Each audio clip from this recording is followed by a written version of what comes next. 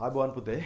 ඉතින් අද උදෑසන පන්තිය පවත්වන්න අපි උත්සාහ කරත් අන්තර්ජාලය ආශ්‍රිතව ඇතිවෙච්ච ගැටලු කිහිපයක් හින්දා අපිට අපේක්ෂිත ආකාරයෙන් පන්තිය පවත්ව ගන්න නොහැකි වුණා. ඉතින් බොහොම කනගාටුයි පුතේ ඔයාලගේ කාලය අරගෙන එහෙම පවත්ව ගන්න නොහැකි වීම සම්බන්ධයෙන් මම මගේ පැත්තෙන් උපරිම උත්සාහයක් කරනවා පුතේ. මේ දවස් ටිකෙන් පාන්දර 2යි 3යි මම අවදි වෙද්දී මොකද ඔයාට 10 වසර විතරක් වුණාට මට 11 වසර 9 වසර පන්ති ගණනාවක් මේ විදියට පවත්වන්න ඕන. ඉතින් අර අකමැත්තෙන් උනත් කියන්න ඕන මන් දන්නේ නැහැ 10 වසරේ පන්තියටමයි මෙහෙම වෙන්නේ. මන් දන්නේ නැහැ ඇයිද කියලා. රයිට් රැට කරන්න ගියත් ගැටලු, උදේට කරන්න ගියත් ගැටලු මතුවෙන්නේ මේ පන්තියටමයි. හරි. ඒක ඔයාලගේ ප්‍රශ්නයක් නෙවෙයි. ඒක මගේ ප්‍රශ්නයක් වෙන්නේ නැති. හොඳයි එහෙම හිතමු. හරි. ඉතින් පුතේ මේ ගැටලුව මේ විදියට නැවත ඇති වුණොත් සූදානම් වෙලා ඉන්න බදාදා පන්තිය මම Zoom වලින් කරනවා. මේ YouTube live වල වීඩියෝ එකේ quality එක වැඩි. ඒකයි මේ ප්‍රශ්නේ ඇති වෙන්නේ. ඒ ගැටලුව නැවත මතුනොත් Zoom හරහා මම ශනිකව බදාදාට පන්තිය ආරම්භ කරනවා. ඒකෙන්ද Zoom app එකක් තියෙනවා. හැමෝගෙම ෆෝන් වල කම්පියුටර් වල Zoom තියෙනවානේ. Zoom හරහා උගන්වනවා. ඒක නම් මම සූදානම්ෙන් තමයි ඉන්නේ. ඒතකොට Zoom හරහා ඉගෙනීම් කටයුතු සිදු කරන්නත් මම ready. ඒතකොට ඔයාලා බලාපොරොත්තු වෙන්නේ යම් විදියකින් ලබන බදාදාට මට YouTube live හරහා මේ විදියට සජීවී සම්බන්ධ වෙන්න බැරිනොත් Zoom හරහා කරනවා. ඉතින් මම බැලුවා මම උත්සාහ කරා පුතේ වෙනත් තැනකට මගේ මේ උපාංග ටිකත් අරගෙන යන්න. ඉතින් අන්තර්ජාල සම්බන්ධතාවයක් තියෙන, ඒ කියන්නේ fiber connection එකක්වත් තියෙන්න ඕන. තියෙන ස්ථානයක් මට හොයාගන්න ලැබුණ නැහැ. ඉතින් එහෙම තැනක් මම රෙන්ට් එකට ගන්න ගියොත් මාසෙකට රුපියල් 10000ක් විතර ගෙවලා තව අන්තර්ජාල සම්බන්ධතාවයක් අරගෙන මට ඒක මේ වෙලාවේ ක්ෂණිකව කරගන්න අමාරුයි. රුපියල් 50000ක විතර මාසික පිරිවැයක් දරාගෙන යන්න වෙන වැඩක්. ඉතින් අර කිව්වා වගේ අර ඉස්සෙල්ලත් මේ කලිනුත් අර උදේ පන්තියේදීත් කිව්වා වගේ ඉතින් අපේ දරුවෝ මට මේකට සහයෝගය දෙනවා නම් මට මේක කරන් යන එක අමාරුවක් නෑ. හැබැයි අපි ඒ ගැන කතා නොකරමු. අර මේ වංචනික ආකාරයෙන් මේ දේවල් එක්ක අපිට මේක බ්ලොක් කරන එක මහ දෙයක් නෙමෙයි පුතේ. හැබැයි මම කැමති නෑ මේ වැඩේට. ඉතින් ඒකින් තමයි අදත් මේ විදියට YouTube හරහා මේ අදත් මේ විදියට බ්ලොක් කිරීමකින් තොරව බොහොම දැන් උදේ නම් මම ඔයාලට YouTube link එක දුන්නා. ඉතින් රාත්‍රී අද මේ විදියට වෙබ්සයිට් එකේ බොහොම මේ ඉල්ලීමක් කරලා ඒ අයගෙන් ඒ අයත් හරිම අපහසුතාවයකටපත් වෙනවා. දැන් අපි අදරත් ගැටුම අර්බුදයක් මතුවලා තිනවා. මෙන්න මේ පන්ති ගාස්තු ගෙවීම නොගෙව වංචනිකව මේකට සම්බන්ධ වෙන පිරිස් සම්බන්ධයෙන් දෙසැම්බර් මාසෙ ඉඳලා නම් ඒගොල්ලෝ බ්ලොක් කරાવી. මට මුකුත් කරන්න බැරි වෙයි අතරම් පුතේ. හරි. ඒක ගැන මම කතා කරන්න කැමති නෑ. මම අකමැතිම මාතෘකාවක් නේ පන්තියේදීවත් මම කවදාවත් කතා කරන්නේ නැති. ඉතින් මම හිතනවා ඒ ගැටලුව දෙසැම්බර් මාසේ ඔයාලා निराකරණය කරගෙන යම් දරුවෙක් ඉන්නවා නම් පුතේ නොවැම්බර් මාසෙට පන්ති ගාස්තු ගෙවපු නැති ඔයාට ආර්ථික අපහසුතාවයක් තියෙනවා නම් මගේ රත්තරන් පුතේ අම්මට හෝ තාත්තට මට කෝල් කරන්න කියන්න. ඒ කෝල් එක ඒ වෙලාවෙම මම ඒ ආයතනයට සම්බන්ධ කරලා වෙබ් අඩවියක් පවත්වාගෙන යන මම ඒ අවස්ථාව ඔයාට අරන් දෙනවා. රයිට්. එතකොට එහෙම නැතුව මට මේක කරන්න බෑ. ලබන සතියේ ඉඳන් බ්ලොක් කරાવી. එතකොට දෙසැම්බර් දැන් නොවැම්බර් මාසේ පන්ති ගාස්තු ගෙවපු නැති දරුවන්ට දෙසැම්බර් මාසෙත් බැරි වෙයි පුතේ. මට කියන්න එපා රත්තරන් පුතේ මට මුකුත් කරන්න බෑ. ඒකයි මෙහෙම කියන්නේ මම අකමැතිම කතාවක් උදේ පාන්දර එහෙම නැත්තම් මේ පන්තිය පටන් ගත්ත ගමන් ඔයාට මේ කිව්වේ. හොඳයි? හරි. එහෙනම් අපි අද අපේ පන්තිය පටන් ගනිමු. ඒතර අපේ පාඩම විද්‍යුත් පැතුරුම්පත් අපි කතා කරන්නේ උදේත් කතා කරා ටිකක් එතන ඉඳලම පටන් ගමු. උදේ ටික අමතක කරමු. එතන ඉඳලම පටන් ගන්නම් මම. ඒ මුල කතා කරපු ටිකේ ඉඳලම අපි කතා කරන්න යන්නේ සූත්‍ර සම්බන්ධයෙන්. කොහොමද කෝෂයක් තුල සූත්‍රයක් ඇතුළත් කරගන්නේ කියලා. ඒතර අපිට සූත්‍රයක් ඇතුළත් කරගන්න පුළුවන් ආකාර 3ක් තියෙනවා මේ පාඩමේදී අපි කතා කරනවා. දැන් අද දවස පුරා. එතකොට දැන් නම් ගැටලුවක් නැහැ. අන්තර්ජාල සම්බන්ධතාවය මම බලාපොරොත්තු වෙනවා දෙයියන්ගේ පිටින් අද දවස තුල මේ පන්තිය මේ විදිහට කරගන්න පුළුවන් වෙයි කියලා. පළවෙනි එක තමයි පුතේ අගයන් සංඛ්‍යා අගයන් භාවිතා කරලා කොහොමද අපි කෝෂයක් තුල සූත්‍රයක් ගොඩනගන්නේ කියලා. අගයන් පාවිච්චි කරලා. අගයන් කියන්නේ මේ සංඛ්‍යා මොනවා හරි අපි තුන් 5 ගුණ කිරීම 2 හරි ඔන්න ඔය වගේ මේ අගයන් සහ මෙහෙවන භාවිතා කරලා කොහොමද සූත්‍ර ගොඩනගන්නේ කියලා ඉස්සෙල්ලාම කතා කරනවා. ඊට පස්සේ කෝෂ ලිපින පාවිච්චි කරලා මොනවයි පුතේ කෝෂ ලිපින? අපි දන්නවා පැතුරුම්පත මත හැම කෝෂයකටම ලිපිනයක් තියෙනවා. මොනවද ලිපිනේ කොහොමද කියන්නේ? අර දැන් මෙහෙමනේ පැතුරුම්පතේ තියෙන්නේ කොටු. කොහොමනේ තියෙන්නේ පුතේනේ? එතකොට තියෙනවා A B C ඔහොම තියෙනවා මේ පැත්තෙන් 1 2 3 තියෙනවානේ. එතකොට මේ කෝෂේ ගත්තොත් මේ කෝෂ ලිපිනය තමයි පුතේ B2 කියන එක. B2 ඉංග්‍රීසි අක්ෂරය ඉස්සෙල්ලා ලියනවා සංඛ්‍යාව ඊට පස්සේ ලියනවා. අර ලස්සනට කිව්වොත් තීරු ශීර්ෂකයේ ඉස්සෙල්ලා ලියලා පේලි ශීර්ෂකයේ ඊට පස්සේ ලියනවා. B2. B2. right? එතකොට කෝෂ ලිපින භාවිතා කරලා සූත්‍ර ගොඩනගන්න පුළුවන්. අපි හිතමු B2 ධන C4. ඔහොම ගොඩනගන්න පුළුවන්. ඒක ආකාරයක්. තව එකක් තියෙනවා පුතේ ශ්‍රිත භාවිතා කරලා සූත්‍ර ගොඩනැගීම කියලා. ඔන්න ඔය කාරණා තුන සම්බන්ධයෙන් අද අනිවාර්යෙන් මම සාකච්ඡා කරලා අවසන් කරනවා. ඉතින් ඒකින්ද සම්බන්ධ වෙලා ඉන්න සජීවීව යාළුවෝ නැත්තම් සජීවීව සම්බන්ධ වෙලා බලන්න මොකද නැත්තේ කියලාත්. මොකද ගොඩක්ම වැදගත්. මේ පාඩමේ තියෙන වැදගත්ම කොටසක් තමයි අද මම කතා කරන්න යන්නේ. සූත්‍ර ගොඩනැගීම. සූත්‍ර ගොඩනගන ආකාර තුනයි. එකක් මේ අගයන් භාවිතා කරලා, දෙවෙනි එක කෝෂ ලිපින භාවිතා කරලා, තුන්වෙනි එක ශ්‍රිත භාවිතා කරලා. ශ්‍රිත ගැන මම කියලා දෙන්නම් දැන් කිව්වට තේරෙන්නේ නැහැ. right. හරි. එහෙනම් අපි අපේ පාඩම ආරම්භ කරමු. right. මාතෘකාව ලියලා ඇත්තේ මෙහෙවන භාවිතයෙන් ගණනය කිරීම සිද්ධ කිරීමනේ. එතකොට ඒ යටතේ අපි මේ ටිකත් ලිව්වනේ. මට මතකයි ඔයාලා මට කිව්වා. right. මේ ටික ලියලා අපි මේ ටිකත් ලිව්වනේ. මෙහෙවන ප්‍රමුඛතා අනුපිළිවෙලත් ලිව්වනේ පුතේ. මේ ටික ලිව්වනේ.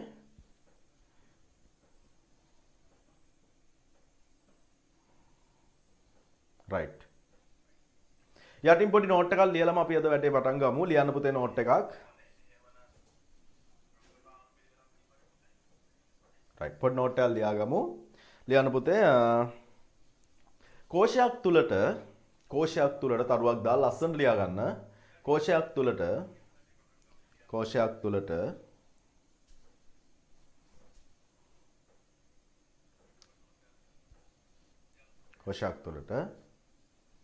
මෙහෙවන භාවිතයෙන් කෝෂයක් තුලට මෙහෙවන භාවිතයෙන් සූත්‍රයක් ඇතුළත් කළ හැකි ප්‍රධාන ආකාර දෙකකි. කෝෂයක් තුලට මෙහෙවන භාවිතයෙන් සූත්‍රයක් ඇතුළත් කළ හැකි ප්‍රධාන ආකාර දෙකකි.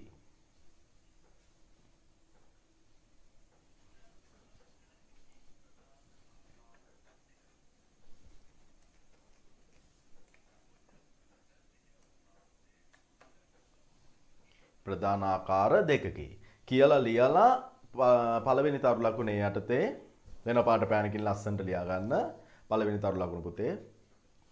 එකක්. අගයන් භාවිතයෙන්. පළවෙනි තරු ලකුණ අගයන් භාවිතයෙන්.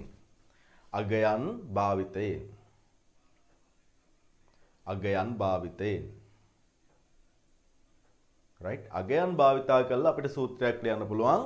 ලියන්න සරල සූත්‍රයක් පුතේ සමානයි 5 ගුණ කිරීම 5 ඍණ 2. ඔන්න ඔය වගේ සූත්‍රයක් ලියන්න මේ තියෙන අගයන්. මෙතන තියෙන පුතේ අගයන් සහ මෙහෙයවන විතරයිනේ නේ. ඒතර අගයන් සහ මෙහෙයවන විතරක් භාවිතා කරලා අපිට මේ විදිහේ සූත්‍රයක් ලියන්න පුළුවන්.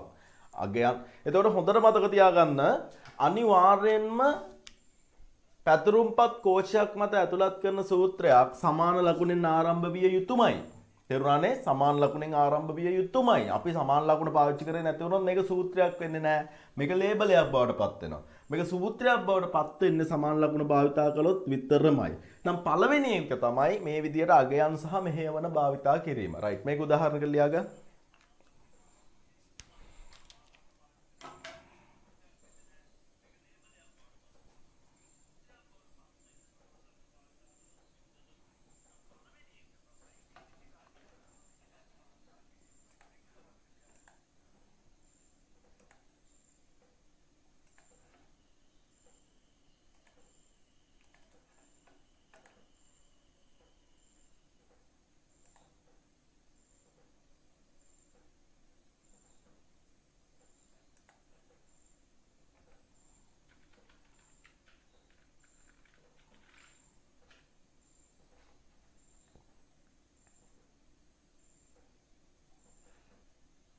right. දෙවෙනි තරු ලකුණ ලියන්න පුතේ. දෙවෙනි තරු ලකුණ දැන් පළවෙනි එකනේ අපි ලිව්වේ අගයන් භාවිතයෙන් කියලා. දෙවෙනි එක ලියන්න කෝෂ ලිපින හා මෙහෙවන භාවිතයෙන්. කෝෂ ලිපින හා මෙහෙවන භාවිතයෙන්. අපි ඒ ගැන ඊළඟට කතා කරමු. කෝෂ ලිපින හා මෙහෙයවන භාවිතයෙන්. කෝෂ ලිපින හා මෙහෙයවන භාවිතයෙන්. එතකොට ඒකට උදාහරණයක් ලියා ගන්න පුතේ මෙහෙම. A1 ගුණ කිරීම A5 ඍණ B3. ඔහොම ලියා ගන්න. එතකොට මේ කෝෂ ලිපින හා මෙහෙයවන. දැන් එතකොට මේ මොකක්ද කියලා මම කියලා දෙන්නම් ඉස්සරහට. අපි තාම ඒක කතා කරේ නැහැ. මේ මොකක්ද කියලා මම කියලා දෙන්නම් ඉස්සරහට. හොඳයි. එතකොට ආකාර දෙකයි. එකක් මේ විදියට කෙලින්ම අගයන් සහ මෙහෙයවන භාවිතා කරන්න පුළුවන්. ඊළඟට තව ක්‍රමයක් තමයි මේ විදියට කෝෂ ලිපින සහ මෙහෙයවන භාවිතා කරන්න පුළුවන්. රයිට්. මේක උදාහරණ ලියා ගන්න.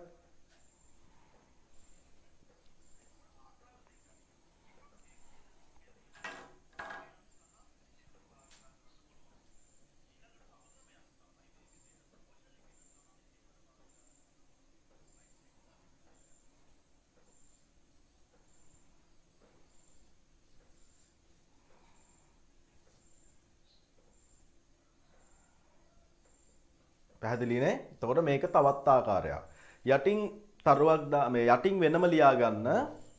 යටින් වෙනම ලියා ගන්න. යන්න. කෝෂයක් තුල සූත්‍රයක් ඇතුළත් කිරීමේදී කෝෂයක් තුල සූත්‍රයක් ඇතුළත් කිරීමේදී කෝෂයක් තුල සූත්‍රයක් ඇතුළත් කිරීමේදී කෝෂයක් තුල සූත්‍රයක් ඇතුළත් කිරීමේදී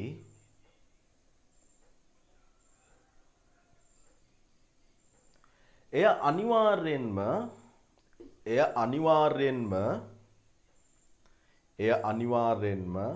සමාන ලකුණෙන් ආරම්භ කළ යුතුය.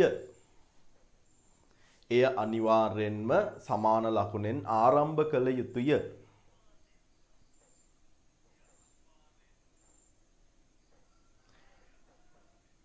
සමාන ලකුණෙන් ආරම්භ කළ යුතුය. එසේ නොවුනහොත්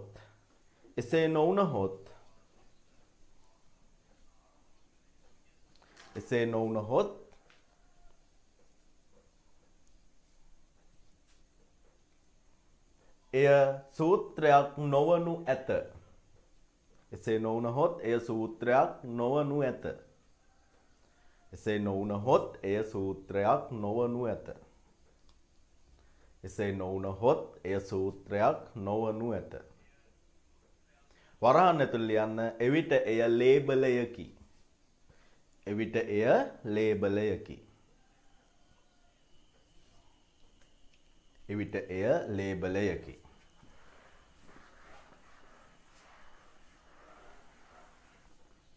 right. අපි බලමු පුතේ බොහොම සරල සූත්‍රයක් ලියා. right. මුල ඉඳලම අද මම පටන් ගන්නවා. බොහොම සරල සූත්‍ර වල ඉඳලා මම මේක පටන් ගන්නවා. ඊට පස්සේ මම ටිකක් සංකීර්ණ සූත්‍ර දක්වා මේක අරගෙන යන්න උත්සාහ කරනවා. පළවෙනියටම සමානයි 5 ගුණ කිරීම 5 බෙදීම 5. right. මට මේකට උත්තරේ එවන්න බාන්න යටින්. මට මේකට උත්තරේ එවන්න බලන්න.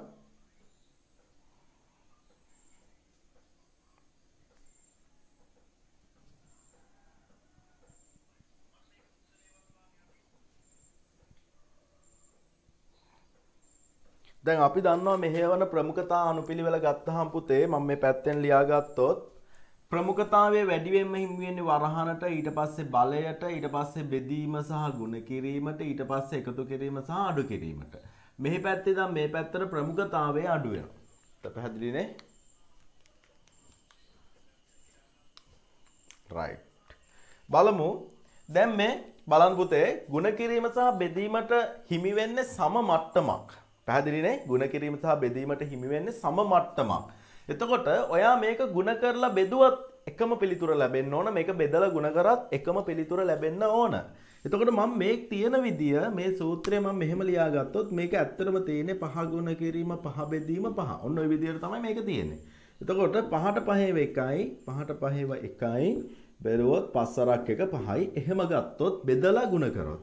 එහෙමත් නැත්නම් ගුණ කරලා බෙදුවොත් පුතේ සමානයි 5 අරක් 5 25යි 25 බෙදීම 5 සමානයි 5. ඒ කියන්නේ මොන විදියට ගත්තත් එකම උත්තරේ එන්න ඕන. පැහැදිලිනේ?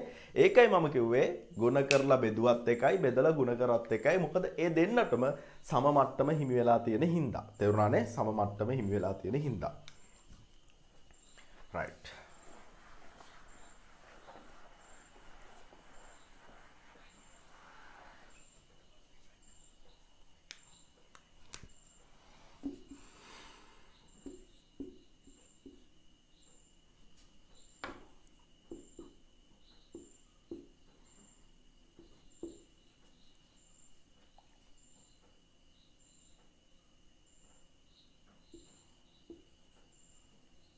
right. මේක සුළු ගන්න බලන්න ඉක්මනට මේක සුළු කරලා උත්තරේ වන්න බලන්න.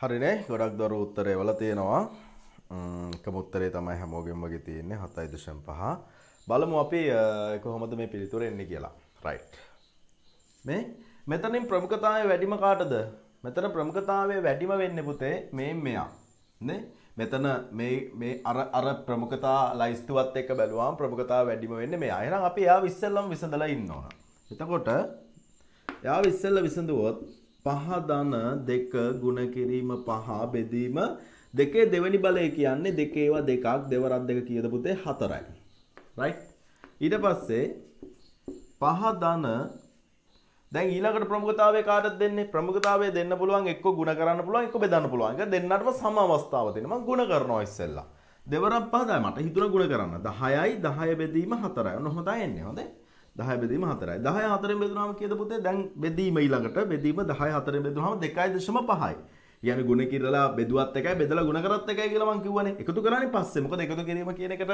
ප්‍රමුඛතාවය හිමිලා දෙන්නේ පස්සේ ඒතකොට වැඩි ප්‍රමුඛතාවයක් තියෙන්නේ මේ දෙන්නට එක සම මට්ටම මේ බලන්න පුතේ සම මට්ටම තියෙන්නේ එහෙනම් අපිට ගුණ මම ඉස්සෙල්ලා ගුණ කරා මම මොකද්ද කරේ මේ ඉස්සෙල්ලාම මේක ගුණ කරා මෙන්න මේ දෙන්නව ගුණ කළා තමයි 10යි කියලා ගත්තේ දැන් එක බෙදන්න ඕන 10 4ෙන් බෙදුවම කීයද පුතේ 2.5යි. එතකොට 5 ධන 2.5යි. 10 4ෙන් බෙදුවම 2.5යි නේ.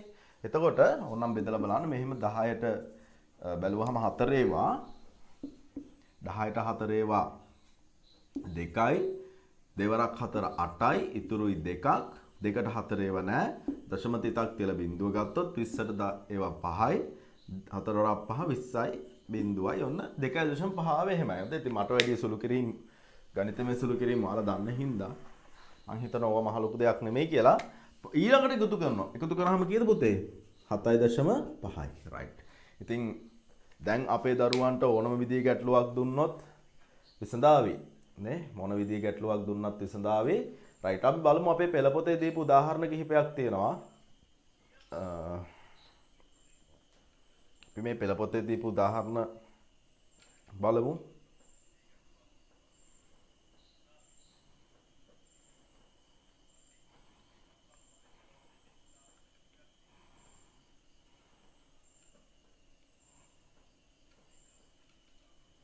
right. මෙතන තියෙන උදාහරණ අසුරින් මට අපි ඉස්සෙල්ලම විසඳමු 11 වෙනි එක 11 වෙනි එක විසඳන්න පුතේ 11 වෙනි ප්‍රශ්න විසඳන්න උත්තරේ වන්න බාන 11 වෙනි එක විසඳලා අපේ පෙළ පොතේ තියෙන ඒවා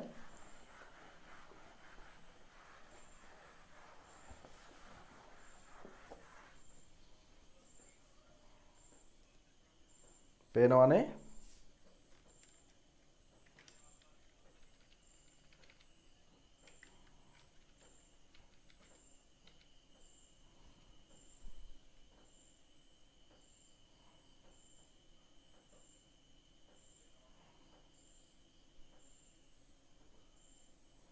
අපි අද YouTube live හරහා සජීවී සම්බන්ධ වෙලා ඉන්න හින්දා ඔයාලට පුළුවන් ওই උඩ තියෙන දකුණු පැත්තේ උඩ තියෙන ඩොට් තුන පාවිච්චි කරලා ක්වොලිටි එක වැඩි කරගන්න වීඩියෝ එකේ 720ට දාගන්න. එතකොට ඔයා පැහැදිලිව පේනයි.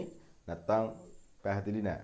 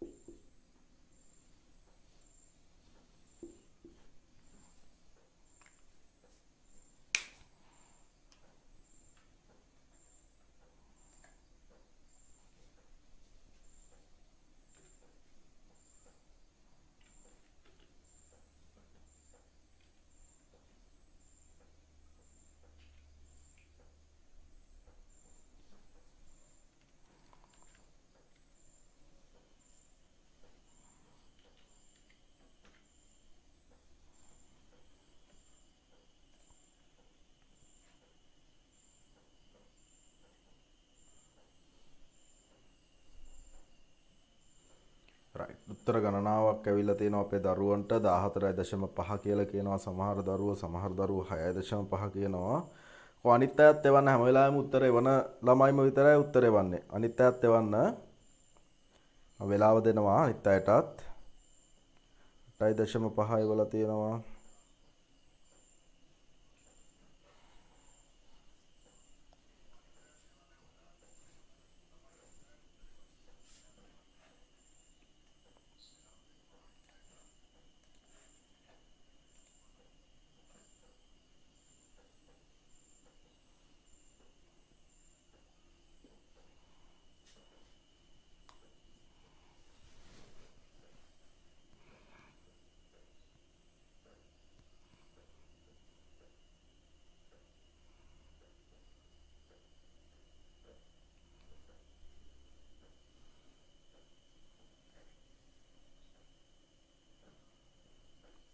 රයිට් අපි බලමු ඔන්න මම ටිකක් වැඩිපුර වෙලාව දුන්නා මොකද මේ හැමෝටම මේක විසඳන්න අවස්ථාවක් දෙන්න ඕන හින්දා සමහර දරුවෝ උත්තරේ වල දෙනවා සමහර දරුවෝ නම් නැහැ සද්ද නැතුව ඉන්නවා මන් දන්නේ නැයි කියලා රයිට් අපි බලමු මේක විසඳන්න මුලින් බලන්න ඕන අපි මෙතනින් ප්‍රමුඛතාවය දෙන්න ඕන කාටද කියලා ප්‍රමුඛතාවය දී යුත්තේ මෙන්න මෙතෙන්ට එහෙනම් අපි ඉස්සෙල්ලම බලයට ප්‍රමුඛතාවය දෙනවා එතකොට සමානයි 5 බෙදීම 2 ධන 1 3 බලය 1යි 1 ගුණ කිරීම 4යි නේ 1 3 බලය කියන්නේ 1යි 1ව 3ක් ගුණ කරත් එකමනේ පුතේ උත්තරේ ඊට පස්සේ අපි ගුණ කිරීමට හෝ බෙදීමට ප්‍රමුඛතාවය දෙන්න ඕන. ඉතින් මම ගුණ කිරීමට ප්‍රමුඛතාවය දෙනවා. එතකොට මෙතන තියෙන පුතේ මෙහෙම 5 බෙදීම 2 ධන 1 එක්වරක් 4 4යි.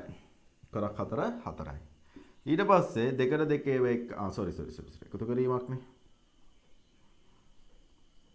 එතන ගුණ කිරීමක් නෙවෙයිනේ 2යි. ඊට පස්සේ අපි බෙදන්න ඕන පුතේ මේක 5 2කින් බෙදුවහම 2.5යි ධන 4යි සමානයි 6.5යි. හොඳයි 6.5යි. පැහැදිලිනේ? රයිට්. උත්තරේ 6.5යි. ගැටලු තියෙන දරුවෝ ඉන්නවා නම් ලියා ගන්න මේක ආයෙත්.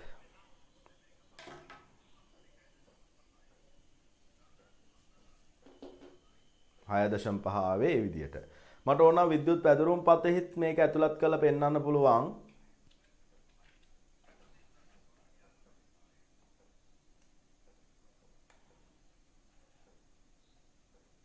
හරිනේ මේක ලියාගත්තද? ගැටලු තියෙන දරුවෝ මේක ලියා ගන්න.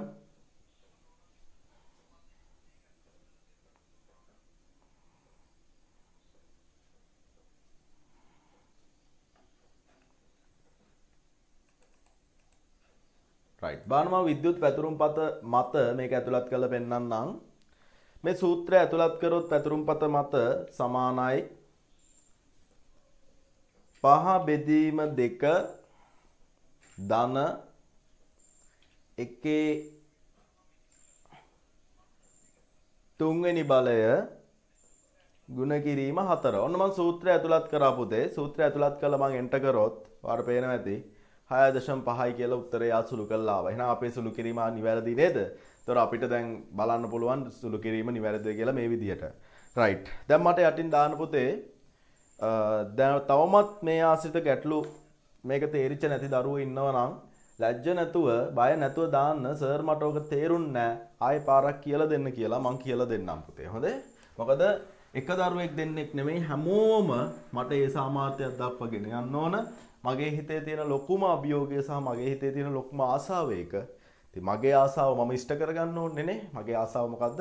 හැම දරුවෙක් මේ සාමාර්ථයක් දක්වා ගෙනහිල්ලා ඒ පණිවිඩය අහන දවස තමයි මන් දකින මගේ සාර්ථකත්වයේ දවස. ඒක තමයි මන් දකින මගේ සාර්ථකත්වය. මන් දකින්න ආසම දේ ඒක. ඉතින් ඒ හින්දා තමයි මේ විදියට සතියේ දවස් දෙකක් දාගෙන පැය 4ක් දාගෙන මේ විෂය නිර්දේශය ආවරණය කරගන්න උත්සාහ කරන්නේ. ඒ වගේම විශේෂ දෙයක් කියන්න ඕන. පොඩ්ඩෙන් අමතක වෙනවා.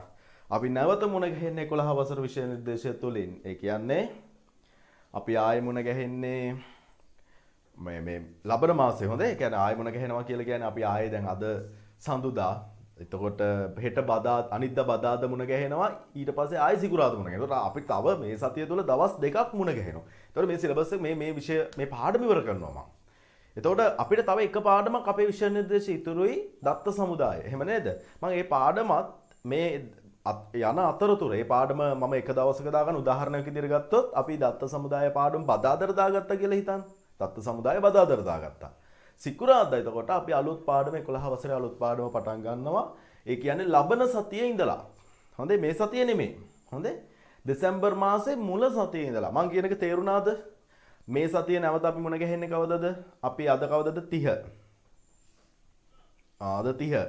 ඊළඟට තියෙනවානේ කවදද බදාදා එන්නේ 25. නෙමෙයි සෝරි දෙවනිදානේ. බදාදා එන්නේ දෙවනිදා 4 වෙනිදා සිකුරාදා. ওই දවස් දෙකෙත් මම කතා කරන්නේ මේ පාඩම මට වැරදුනා පොඩ්ඩක් පටලවුණා අහගන්න අමුදෙට මම මේ පාඩමම කතා කරනවා. මේ පාඩමම කතා කරලා මේ පාඩම ආවරණය කරලා ඉවර කරගන්න. ඊළඟට අපි ආයෙ මුණ ගැහෙන 9 වෙනිදා තියෙනවනේ. 9 වෙනිදා. ඉතින් මතක තියාගන්න දෙසැම්බර් 9. දෙසැම්බර් 9 තමයි අපේ 11 වසර විෂය නිර්දේශය නිල වශයෙන් ආරම්භ කරන පළවෙනි දවස grade 11 ඒ කියන්නේ 20යි 21 grade 11 එක අපි ආරම්භ කරනවා 9 වෙනිදා. පැහැදිලි නේද? right. එතකොට අපේ ගොඩක් ලස්සන පාඩමක් පළවෙනි පාඩම කොහොමද මෘදුකාංගයක් නිර්මාණය කරගන්නේ කියන බොහොම වැදගත් පාඩමකින් අපි මේක ආරම්භ කරන්නේ. ඉතින් ඔයාලගෙන් ඉල්ලීමක් කරනවා මගේ රත්තරන් පුතේ දැනුවත් කරන්න අනිත් යාළුවෝ මොකද සජීවී සම්බන්ධ වෙන පිරිස ටිකක් මදි. ඉතින් සමහරු බලන් ඉන්න ඔපාර මං ඉදිරියේදී දෙසැම්බර් මාසේ නම් වීඩියෝ දාන්නේ නැහැ. පාස් ලෙසන් දාන්නේ නැහැ පුතේ. මට දැන් ඒක එපා වෙලා තින්නේ. මේ ඉන්නවා හතයි බූරුවෝ ටිකක් මේ හොඳට නිදාගෙන ඉඳලා මේ පස්සේ වීඩියෝ එක බලන්න තියාගෙන ඉන්නේ උන් ටිකක්. මං ඒකට කැමති නැහැ. ඉඳලා හිටලා යම්කිසි ගැටලුවක් හින්දා පාස් ලෙසන් බලනවා එක වෙනම දෙයක්. දැන් බලන්න මේ වෙලාවෙත් ඔයාලට පෙන්වනවා ඇති සජීවී සම්බන්ධ වෙලා ඉන්නේ ළමයි 107යි. නේ? ඔයාලා දන්නවා අපේ පන්තියේ ළමයි 400කට අධික ප්‍රමාණයක් ඉන්නවා. ඒතකොට ඊටු 300ම මොකද්ද කරන්නේ? උන් නිදි මේ වෙලාවේ. උන් නිදි. ඇයි උන් නිදාගන්නේ? පස්සේ බලන්න. හරි? උන් නිදා ගන්නවා පස්සේ බලන්න. ඉස්කෝලේ යන කීප දෙනෙක් ඔතන ඇති. පාසල් යන කීප දෙනෙක් ඇති. අනිත් ඒවා නිදි. දැන් මම බලනවා අද රැට සජීවීව සම්බන්ධ වෙන පිරිස කවුද කියලා. ඒතකොට අද රැටත් බලලා මින් ඉදිරියට දෙසැම්බර් මාසේ ඉඳලා අද එකක් දානවා. අද එකත් පාස් ලෙසන් වලට දානවා. මොකද අදනේ දැනුවත් කරේ. දෙසැම්බර් මේ මින් ඉදිරියට පාස් ලෙසන්ස් කියලා දෙයක් මම ඔයාලට දෙන්නේ නැහැ. පන්තිය දෙවතාවක් ගානේ පවත්වනවා. ඒ අවස්ථා දෙකේදී සම්බන්ධ වෙන්න ඕනේ. ඒ අවස්ථා දෙකේදීම සම්බන්ධ වෙන්න බැරි වෙච්ච විශේෂම හේතුවක් තියෙන දරුවෙක් ඉන්නවා නම් මට ඒ බව WhatsApp ඔස්සේ දැනුම් දෙන්න සර් මට මෙන්න මේ හේතුව හින්දා සම්බන්ධ වෙන්න බැරි වුණා කියලා. අන්න එයාට විතරක් මම වීඩියෝ එක නැරඹීමේ අවස්ථාව සලස්වලා දෙනවා නැවත වරක්. ඒ හැරෙන්න පාස් ලෙසන්. වැඩක් නැහනේ. ඔයාලා මොකද කියන්නේ? ඔයාලා මොකද කියන්නේ පුතේ? ඔයාලා මේ වෙලාවේ මේ කැපකිරීමක් කරගෙන මේ කට්ට කාගෙන මේ පන්තියට සම්බන්ධ වෙනවා. මේ සම්බන්ධ වුණාට පස්සේ තවත් පිරිසක් ඉන්නවා මේ වෙලාවට හොඳට බුදියගෙන ඉඳලා පස්සේ වීඩියෝ එක බලනවා. ඉතින් ඒක මං අහන්නේ සාධාරණයිද නැද්ද? හරියන්නේ නැහැ නේද? ඉතින් ඒකින්ද මම තීරණය කරා පාස් ලෙසන්ස් දාන්නේ නැහැ. මං හිතන්නේ අවශ්‍ය නැහැ. අවස්ථා දෙකක් දෙනවා මේක සජීවී සම්බන්ධ වෙලා ඉගෙන ගන්න. ඒ අවස්ථා දෙක තුල සජීවීව සම්බන්ධ වෙලා ඉගෙන ගන්න ඕන. ඊළඟට රාත්‍රී කාලයේ පන්තිය පවත්වද්දී අපේ මගේ අර මේ අන්තර්ජාල සම්බන්ධතාවයේ ගැටලුවක් මතුවෙනවා. ඒක ඔයාලා දන්නවා. ඔයාලගේ පන්තියේ තමයි මේක හැමදාම ප්‍රශ්නයක් වුණේ. මං හිතන්නේ දැන් දවස් ගණනාවක් ප්‍රශ්නයක් වුණා. ඉතින් අනිත් පන්ති වලට නම් එහෙම ලොකුවට ප්‍රශ්නයක් වුණේ නැහැ. ඉතින් ඒකින්ද අපි උදේ වෙලාවල් තමයි පන්ති පවත්වන්නේ. උදේ සම්බන්ධ වෙන බරියට මම මේක නැවත විකාශනයක් රාත්‍රියේදී පවත්වනවා. රයිට්. හරි. එතකොට මේක හරිනේ. එතකොට අපි දැන් යාළුවන්ට කියන්න අපේ පන්ති සම්බන්ධ වෙන්නේ නැතුව 11 වසරේදී සම්බන්ධ වෙන්න බලාගෙනත් ඉඳපු පිරිසක් ඉන්නවා. යාළුවත් දැනුවත් කරන්න දැන් පාසල් යන හින්දා යාළුවෝ මුණ ගැහෙනවානේ. යාළුවන්ට කියන්න අපි 11 වසර විෂය නිර්දේශය නිල වශයෙන් ආරම්භ කරනවා දෙසැම්බර් 9 වෙනිදා කියලා. හොඳයි. මේ පණිවිඩය යාළුවෝ අතරට අරගෙන යන්න.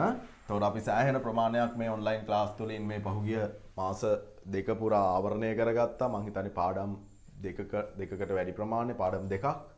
ඉතින් ඊටු පාඩම දත්ත සමුදාය පාඩමත් පැරලලි ඒකත් එක්ක අපි කතා කරගෙන යනවා. ඒතකොට උදාහරණයක් විදිහට කිව්වොත් බදාදාට ප්‍රෝග්‍රෑමින් කතා කරද්දි සිකුරාදාට ඩේටාබේස් කතා කරන්න තමයි මම හිතාගෙන ඉන්නේ. ඒක බලමු හොඳ. රයිට්.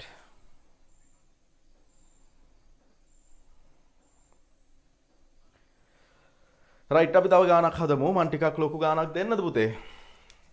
ඔන්න චැලෙන්ජ් එක. මේක හැදුවොත් වැඩෙත් තමයි.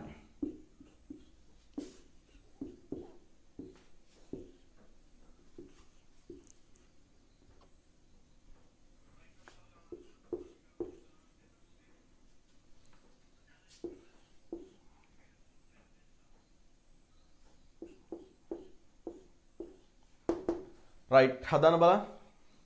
ටිකක් ලොකු ගානක්.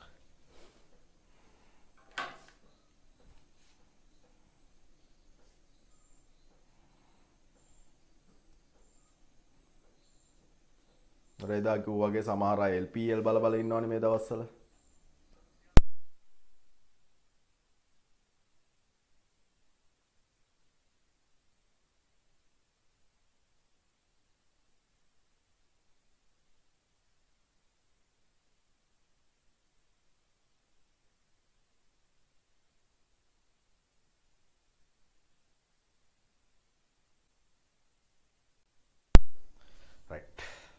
අන්තර්ජාලය ආශ්‍රිතව ගැටලුවක් මත වුණා. ඉතින් දැන් එක් තත්ත්වය निराකරණය වෙලා තින්නේ.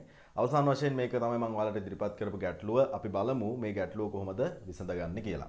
රයිට්. එතකොට අර ප්‍රමුඛතා ලයිස්තුව පදනම් කරගෙන ප්‍රමුඛතා ලයිස්තුවට අනුව මම මෙන්න මේක විසඳ ගන්න උත්සාහ කරොත් එතකොට මේකේ අපි ප්‍රමුඛතාවය වැඩියෙන්ම ලබා දෙන්නේ වරහන් තියෙන කොටස. එතකොට වරහන් අවස්ථා දෙකකදී සඳහන් වෙලා තියෙන ඔයාලට පැහැදිලි ඇති. වරහන් සඳහන් වෙලා තියෙනවා අවස්ථා දෙකකදී. එතකොට අපි මෙන්න මේ අවස්ථා දෙකම එකවර සුළු කිරීම අපිට සිද්ධ කරන්න පුළුවන්. කොහොමද?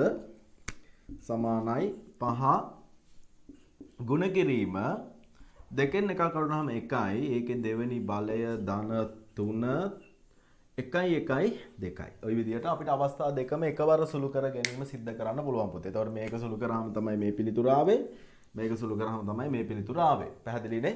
රයිට්. ඊළඟට අපි මේ අතුරින් ප්‍රමුඛතාවය ලබා දෙන්න ඕන බලයත් අවස්ථා දෙකකදී සඳහන් වෙලා තියෙනවා. එහෙමනේ බලයත් අපිට අවස්ථා දෙකකදී සඳහන් වෙලා තියෙනවා. එහෙනම් මේ දෙක අපි ඊළඟට විසඳලෙමු. හරි ලේසි. රයිට්. එතකොට 5 ගුණ කිරීම එකේ දෙවෙනි බලය පුතේ එකේ දෙවෙනි බලය කියන්නේ එක් වරක් එක එකමයි. ධන 3 දෙවෙනි බලය කියන්නේ 3 වරක් 3 9යි. රයිට්. ඔන්න මේක විසඳුවා. මේක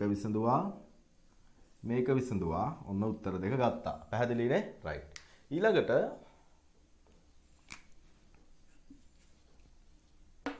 දැන් මෙතන ගුණ කිරීමට ප්‍රමුඛතාවය දෙන්න ඕන 5 වරක් 1 5යි ධන 9 5යි 9යි කීයද පුතේ 14යි උත්තරය. 14යි උත්තරේ. රයිට්. ඉතින් ගොඩක් දරු උත්තරේ වල තිබුණා 14යි කියලා. ඉතින් බොහොම සතුටුයි.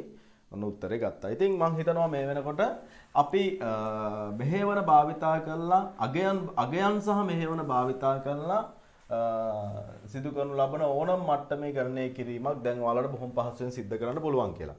ඊළඟට මම කතා කරන්න යන්නේ කොහොමද අපි කෝෂ ලිපින භාවිතා කරලා කෝෂ ලිපින සහ මෙහෙවන භාවිතා කරලා ගණනය කිරීම සිද්ධ කරන්න කියලා. එතකොට ඔයාලට මෙන්න මේ තියෙන අච්චු පොතේ මේ තියෙන ඉතුරු ගණන් ටික right දැන් ඔයාලට ඔය ස්ක්‍රීන් එකේ පෙන්නන මෙන්න මේ ඉතුරු ගණන් ටික ඔයාලා තනියම හදන්න ඕන මේ හැම ගානක්ම හදන්න. හදලා ඔයාලට පැතුරුම් පතක් මත සටහන් කරලා පිළිතුරේ නිවැරදිතාවය, නිර්වද්‍යතාවය පරීක්ෂා කරගන්න පුළුවන්. right ඊළඟ මාතෘකාව ලියන්න පුතේ කෝෂ ලිපින හා මෙහෙවන භාවිතයෙන් සූත්‍ර ගොඩනැගීම කියන එක. කෝෂ ලිපින හා මෙහෙවන භාවිතයෙන් සූත්‍ර ගොඩනැගීම. කෝෂ ලිපින හා මෙහෙවන භාවිතයෙන් සූත්‍ර ගොඩනැගීම. කෝෂ ලිපින හා මෙහෙවන භාවිතයෙන් සූත්‍ර ගොඩනැගීම. කෝෂ ලිපින හා මෙහෙවන භාවිතයෙන් සූත්‍ර ගොඩනැගීම. right මාතෘකාව ලියාගත්තේ කෝෂ ලිපින හා මෙහෙවන භාවිතයෙන් සූත්‍ර ගොඩනැගීම කියන එක. දැන් අපි යන්නේ පුතේ කෝෂ ලිපින භාවිතා කරන්න. මම මේක පැහැදිලි කරන්නම් මේ විදියට කොහොමද අපි කෝෂ ලිපිනයක් භාවිතා කරලා මේ සූත්‍ර ගොඩනගන්නේ කියන එක. මම මේකට යනවා මගේ පැතුරුම් පත මතට මේක ඔයාලට පැහැදිලි කරන්න. මම විවෘත කරගන්නවා මගේ විද්‍යුත් පැතුරුම්පත් මෘදුකාංගය.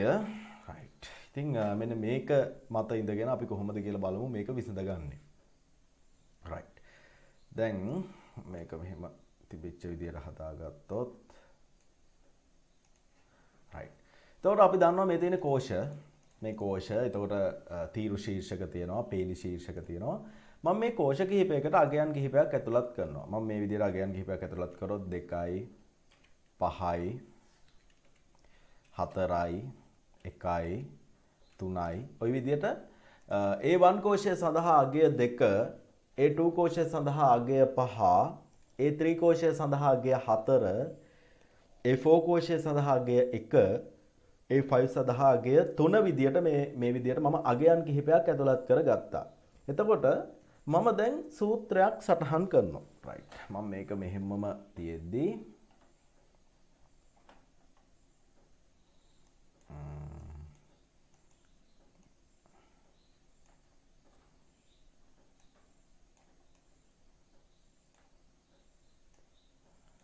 right. බලන්න මම මෙහෙම වැඩක් කරනවා.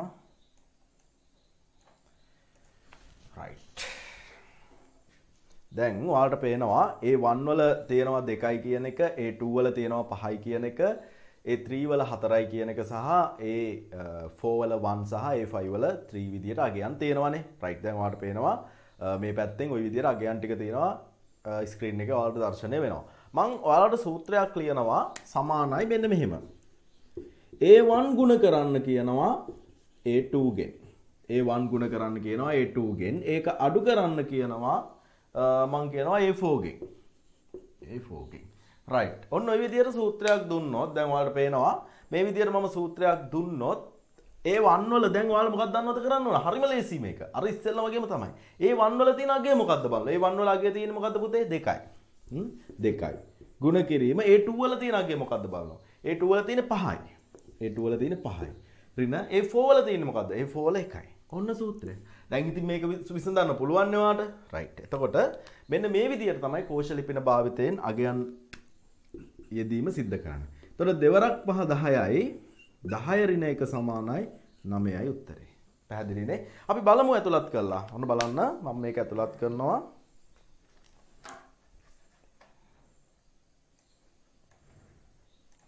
මම මෙතෙන්ට මෙන්න මේ කෝෂයට මම මේක ඇතුළත් කරනවා.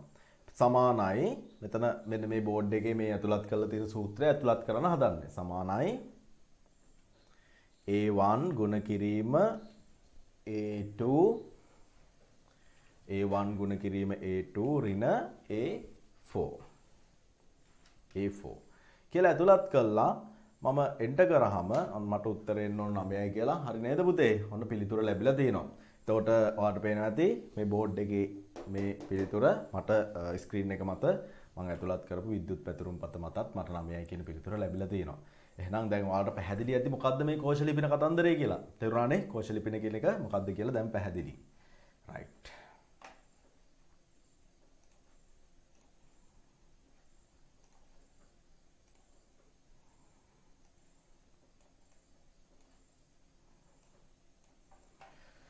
හරි. එතකොට ඊළඟට අපි බලමු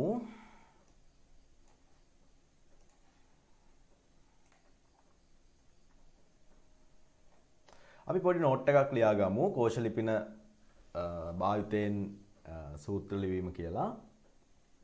මේකේ වාසියක් තියෙනවා පුතේ. වාසිය මොකද්ද කියලා දෙන්න බැරුණානේ. ඉන්නකො මං ඉස්සෙල්ලා වාසිය මොකද්ද කියලා දීලා ඉන්න. කෝෂ ලිපින භාවිතයෙන් සූත්‍රයක් ගොඩනගුවාම තියෙන වාසිය. දැන් බලන්න පුතේ මම මෙතන අගය වෙනස් කිරීමක් සිද්ධ කරනවා. මෙතන මේ දැන් අපි දන්නවා අපේ සූත්‍රය ගොඩනැගිලා තියෙන මෙන්න මේ විදිහට අන්තිමට A4 වලින් අඩු වෙන්න කියලා තියෙනවා. මම A4 වල අගය වෙනස් කරනවා. මම මෙතෙන්ට දානවා 5යි කියලා. බලන්න 5යි කියලා දාපු ගාම මෙතනත් අගය වෙනස් වුණා. හැබැයි මම මේක ගොඩනැගුවේ අගයන් භාවිතා කරලා නම් ඔන්න බලන්න උදාහරණයක් විදිහට මම අගයන් භාවිතා කරලා මේක ගොඩනගනවා. පොඩ්ඩක් ඉන්න පුතේ. කලින් වගේ මම පෙන්නන්නම් මේක. right. බලන්න පුතේ මම අගයන් භාවිතා කරලා මේක ගොඩ නැගුවොත් ඉස්සෙල්ලා වගේම දැන් මම මේක අර කලින් තිබුණේ මෙතන 1යි කියලානේ. මම 1යි කියන එක මැතුලත් කරාම ඔන්න 9යි කියන පිළිතුර ලැබිලා තිනවා. මම මෙතන අපේ මේ බෝඩ් එකේ තියෙනවා වගේ මෙන්න මේ අගයන් භාවිතා කරන මේ සමානයි 2 ගුණ කිරීම 5 ඍණ 1 කියන එක ඇතුළත් කරොත් එන්න 9යි කියන එක උත්තරේ ඒත් ආවනේ.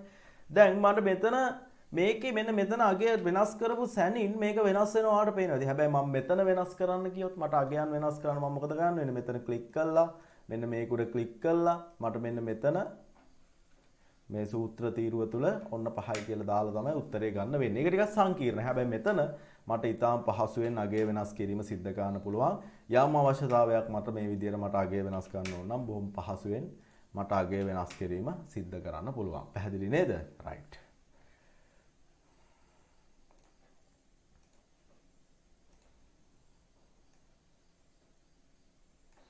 right.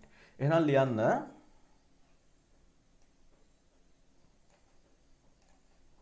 ලියා ගන්න පුතේ. කෝෂ ලිපින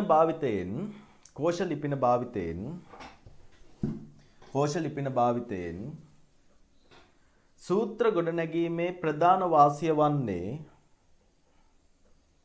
කෝෂ ලිපින භාවිතයෙන් සූත්‍ර ගොඩනැගීමේ ප්‍රධාන වාසිය වන්නේ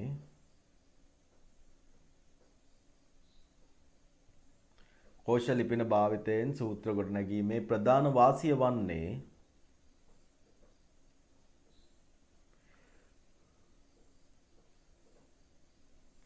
කෝෂ ලිපින භාවිතයෙන් සූත්‍ර ගොඩනැගීමේ ප්‍රධාන වාසිය වන්නේ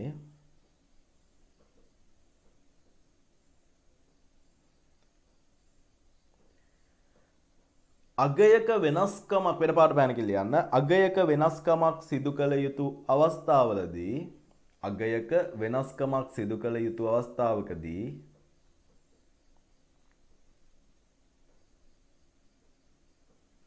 අගයක වෙනස්කමක් සිදු කළ යුතු අවස්ථාවකදී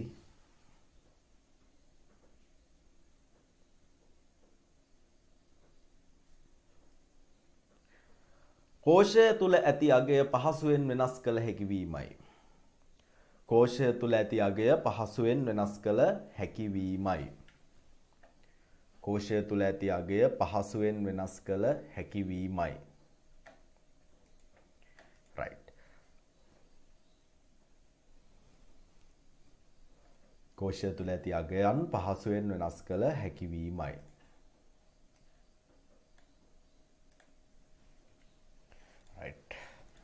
මේව සංඛ්‍යා ටිකක් මම දෙන්නම් ඔයාලට. අපි උදාහරණයක් කතා කරමු. 5යි 4යි 10යි 2යි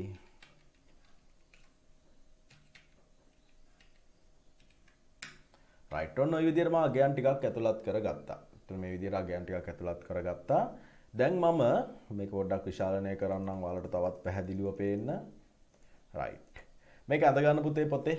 මේක ඇඳ ගන්න කොහොමද ඇඳ ගන්න? මෙන්න මේ ටික ඇඳ ගන්න ඕන. හරි. මෙන්න මෙතන ඉඳලා මෙන්න මෙතෙන්ට එනකම් මෙන්න මේ ටික ඇඳ ගන්න ඕන. රයිට්. මේ ටිකත් එක්කම මේවත් එක්කම අඳින්න ඕන. හොඳයි. මම අඳින්න ඕන ටික විතරක් ස්ක්‍රීන් එකට දාන්නද?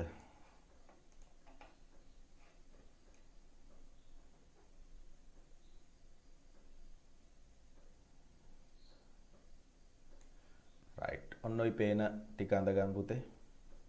මෙහෙම හිස්සේ ඕනේ නැහැ. මෙන්න මේ ටික මෙතනින් මෙහෙම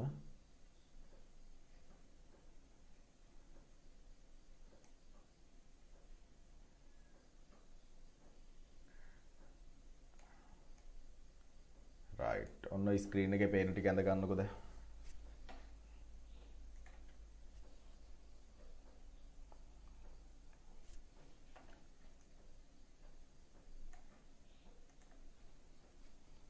ස්ක්‍රීන් එකේ පේන ටික පොතේ ඇඳ ගන්න ලස්සනට.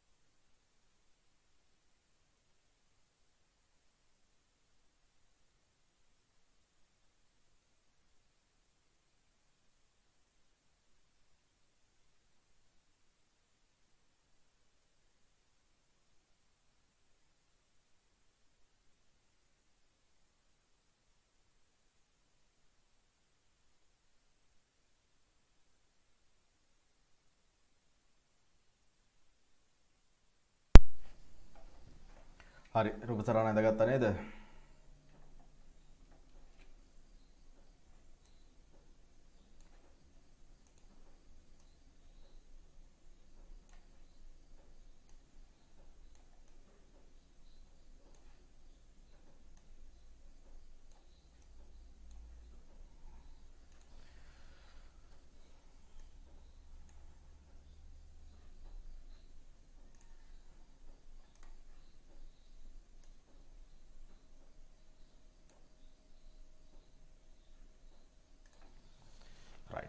දැන් මම දෙන්නම් උදාහරණ කිහිපයක් මට විසඳලා පිළිතුරු එවන්න. හොඳයි.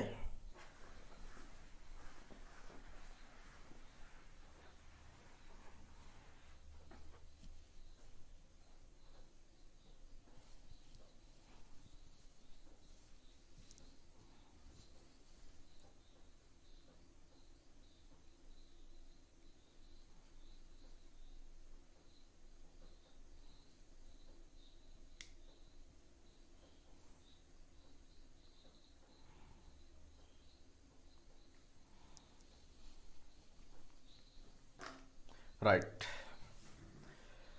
පළවෙනි උදාහරණේ මේක ඔයාලා ඇඳලා ඉවර හින්දා මම පොඩ්ඩක් ස්ක්‍රීන් එක ලොක් කරා නම් නැත්නම් ඔයාලට මාව පැහැදිලිව පේන එකක් නෑ.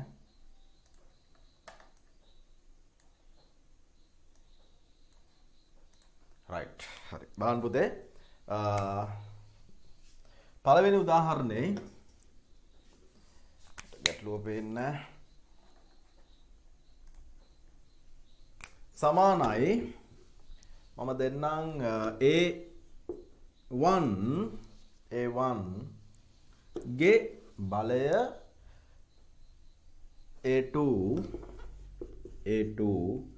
ගුණ කිරීම C3 මේක විසඳන්න බා විසඳන උත්තරේ වන් ඉක්මනට විසඳන උත්තරේ වන් ඉක්මනට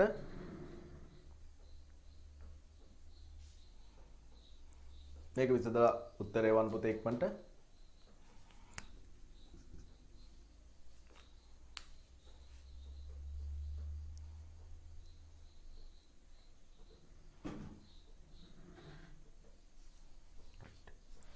මේක හදලා ඉවරායට තව ගානක් දෙන්නම් සමානයි මේක හදලා ඉවර වෙච්ච ගමන් මේ ගාන හදන්න මේකට උත්තරේ වලා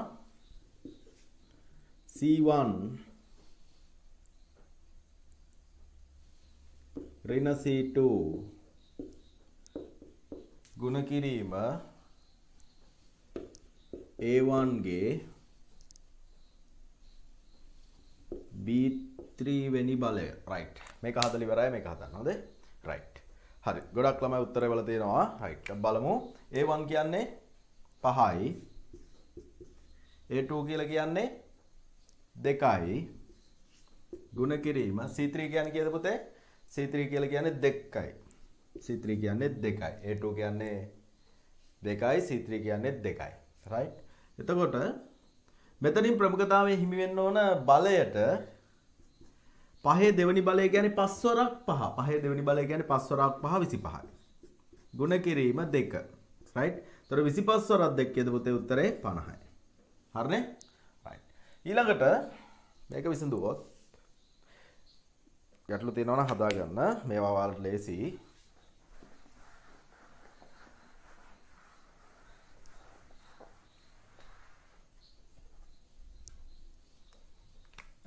සමානයි C1 කියලා කියන්නේ 10යි ඍණ C2 කියලා කියන්නේ 6යි වාරයක් ගුණ කිරීම A1 කියලා කියන්නේ 5යි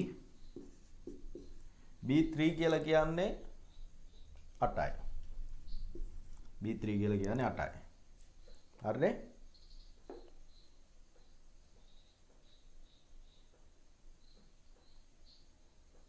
ලොකු වගේක් එනවා එතකොට හැබැයි. මේක සුළු කරන්න ගියාම මෙතන ලොකු සංකීර්ණතාවයක් තියෙනවා. මම මෙතන පොඩ්ඩක් වෙනස් කරනවා.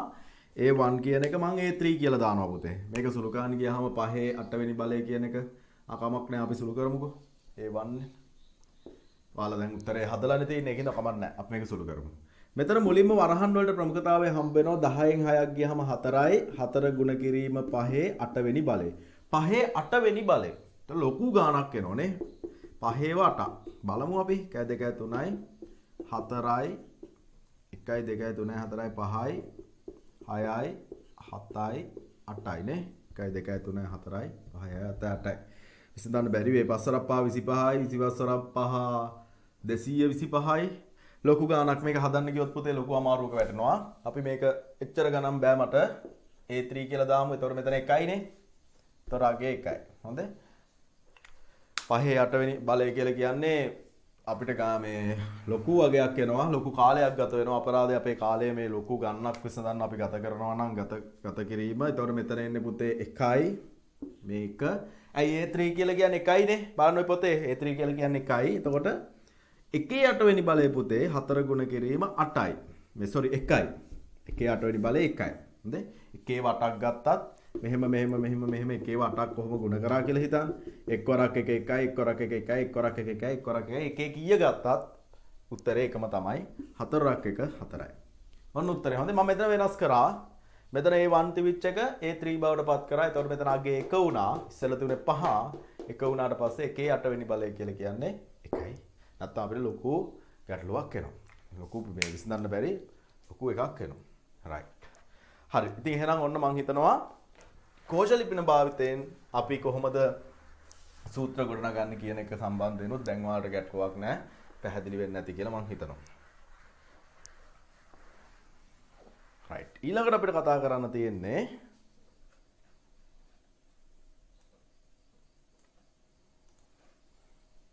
දැන් ඒක තේරුණානේ නේ? ගැටලුවක් නැහැ නේ මගේ රත්තරන් පුතේ. ඒක තේරෙනවනේ? right.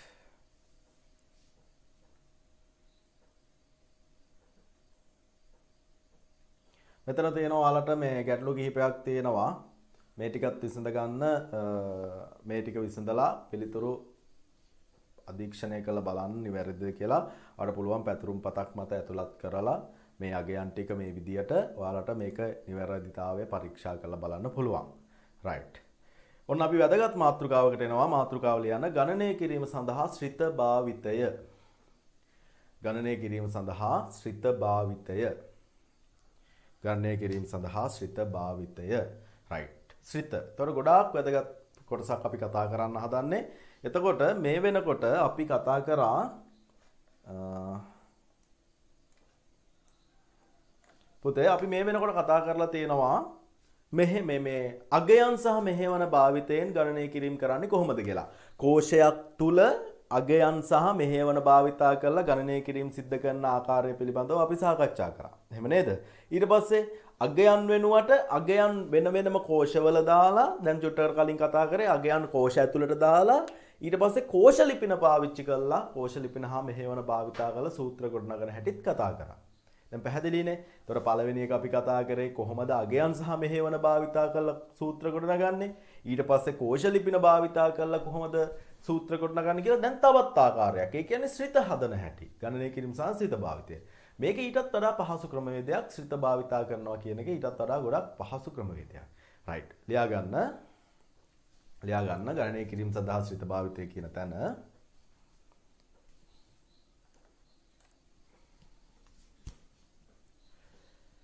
ඉහත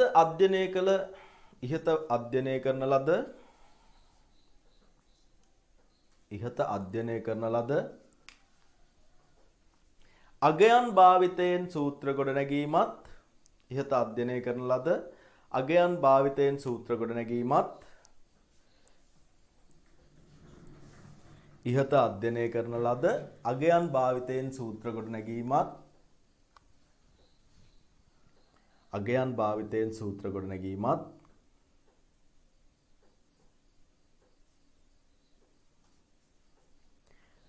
කෝෂ ලිපින භාවිතයෙන් සූත්‍ර ගොඩනැගීමත් යන අගයන් භාවිතයෙන් සූත්‍ර ගොඩනැගීමත් කෝෂ ලිපින භාවිතයෙන් සූත්‍ර ගොඩනැගීමත් යන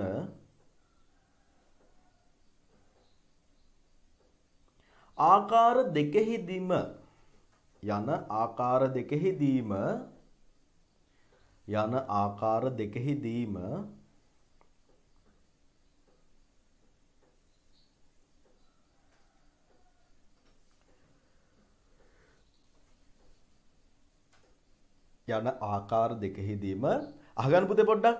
දැන් ওই කතා කරපු ක්‍රම දෙක තියෙනවානේ. ওই ක්‍රම දෙකේදීම පුළුවන් වෙන්නේ අගයන් පොඩි ප්‍රමාණයකට විතරයි නේද? මම ඔයාලට අර අන්තිමට දීපෝ ටිකක් ලොකු ගාණක් හදන්න දුන්නනේ. අර මේ අගයන් භාවිතා කරද්දි ලොකු ගාණක් විසඳන්න දුන්නේ දිග.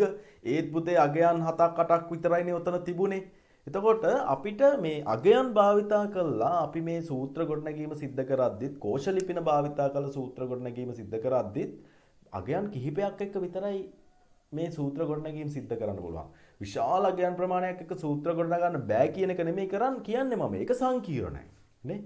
අගයන් ප්‍රමාණය විශාල වෙන්න අපි ගොඩනගන සූත්‍රය මොකද වෙන්නේ? සංකීර්ණයි. විසඳන්න ගියාම ගැටලු මතුවෙන්න පුළුවන්. එහෙනම් දැන් මේ පාඩම පටන් ගනිද්දි මම ඔයාලට කියලා පටන් ගත්තේ මේ පැතුරුම්පත් කියන පැතුරුම්පත් භාවිතා කරන්නේ අර ආයතන වැටුප් ගෙවීම් ගණනය කිරීම කරද්දී ආයතනික ගිණුම්කරණය සම්බන්ධ කාරණාවලත් තමයි මෙන්න මේක භාවිතා කරන්නේ. කියන්නේ මේ පැතුරුම්පත් කියන එක භාවිතා කරන්නේ. එතකොට විශාල සංඛ්‍යා ප්‍රමාණයක් ඇත්තටම භාවිතා වෙනවා. එතකොට මේ කියන අගයන් භාවිතා කිරීම හෝ කෝෂ ලිපින භාවිතා කිරීම හෝ කියන එක හැම වෙලාවෙදිම ගැලපෙන්නේ නැහැ. විශාල අගයන් ප්‍රමාණයක ගණනය කිරීමක් යම් කිසි දියකින් සිද්ධ කරන්න උනොත් උදාහරණයක් විදිහට අගයන් 1000ක එකතු කිරීමක් කරන්න වෙනවා. මේ කෝෂ අගයන් 1000ක එකතු කිරීමක්. අගයන් 1000ක් තියෙනවා. ওই 1000 එකතු කරනවා. අපි හිතමු ආයතනයක සේවකයන් 1000ක් ඉන්නවා. 1000 දෙනාටම මේ 18ම වැටුප් ගෙවද්දී මේ මුළු වැටුප එකතු කරන්න ඕනේ. එතකොට නිකන් හිතන්න ඔයා සූත්‍රයක් ගොඩනගන්න ගියොත් සමාන ලකුණ ගහලා මේ අගයන් 1000ම ටයිප් කරන්න වෙනවා. එක්ක කෝෂ ලිපින 1000ම ටයිප් කරන්න වෙනවා. එහෙම නේද? ඒක ඊට වැඩිය අමාරු වැඩක්. ඊට වැඩිය ලේසි කැල්කියුලේටරයක් අරගෙන එකතු කරලා උත්තරේ දාන එක. තේරුණානේ? අන්න ඒ වගේ වෙලාවට තමයි පුතේ අපි මෙන්න මේ කියන ශ්‍රිත භාවිතා කිරීම සිද්ධ කරන්නේ. ශ්‍රිත භාවිතා කිරීම සිද්ධ කරන්නේ ඔන්න ඔය වගේ අවස්ථාවන් වලදී. රයිට්. ලියන්න. ශ්‍රිත භාවිතය කියන තැන ලියන්න.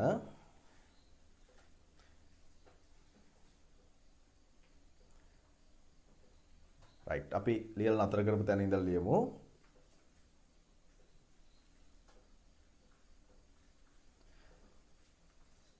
අපි සූත්‍ර ලිවීම කියලා ලිව්වේ සූත්‍ර ලිවීම සංකීර්ණ කටයුත්තකි. සූත්‍ර ලිවීම සංකීර්ණ කටයුත්තකි.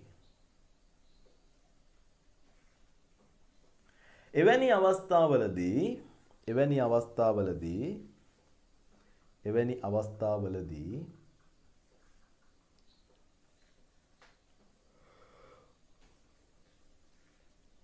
එනම් විශාල අගයන් ප්‍රමාණයක නැත්නම් වැඩි අගයන් ප්‍රමාණයක් ආශ්‍රිතව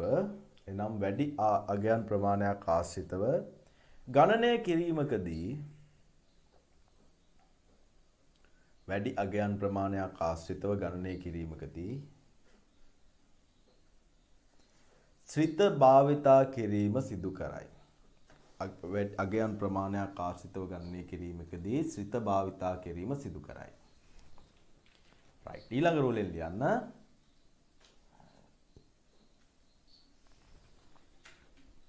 මෙලෙස අප අධ්‍යයනය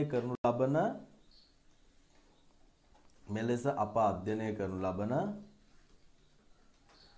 ප්‍රධාන ශ්‍රිත පහකි. ඊළඟ රූලෙන් මෙලෙස අප අධ්‍යයනය කරනු ලබන ප්‍රධාන ශ්‍රිත ආකාර පහකි.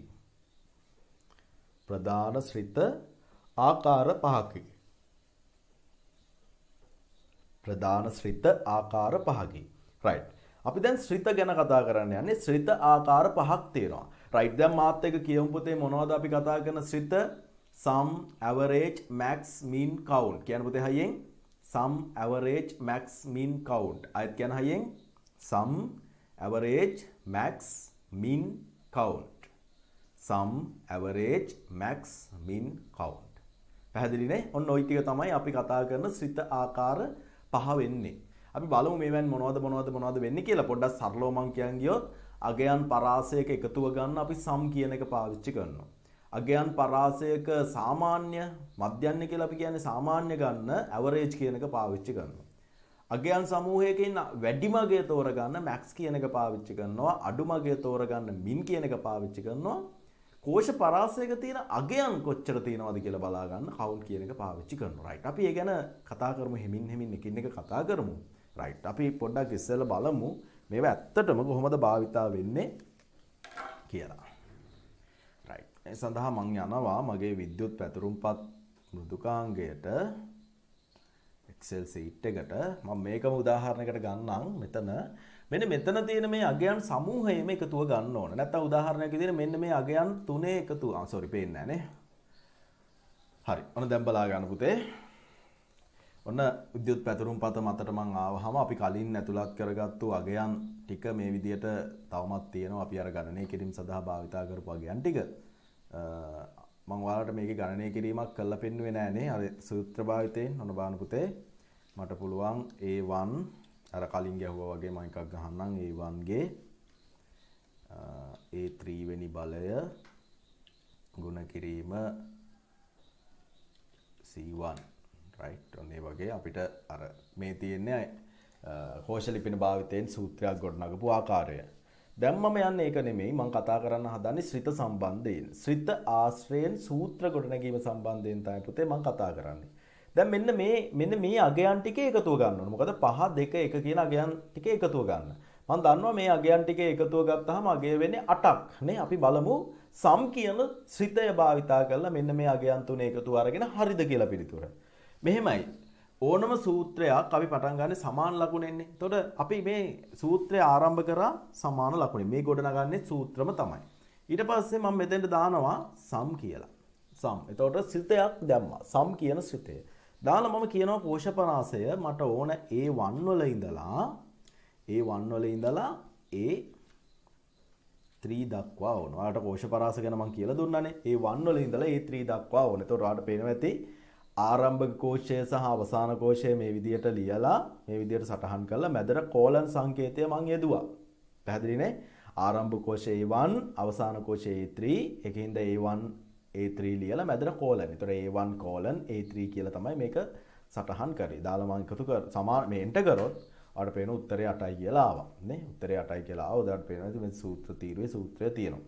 රයිට්? එතකොට මට ඊළඟට ඕන මෙන්න මේ සම්පූර්ණ කෝෂ පරාසය එකතුව ගන්න මෙන්න මෙතෙන්ට.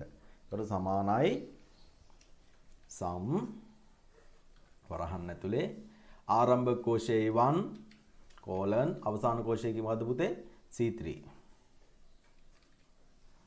ඔයාලට පේන මෙතන කෝෂ පරාසය මේ වෙනකොටත් highlight වෙලා තියෙන select වෙලා තියෙන enter කරපු ගමන් උත්තර එනවා 41යි කියලා.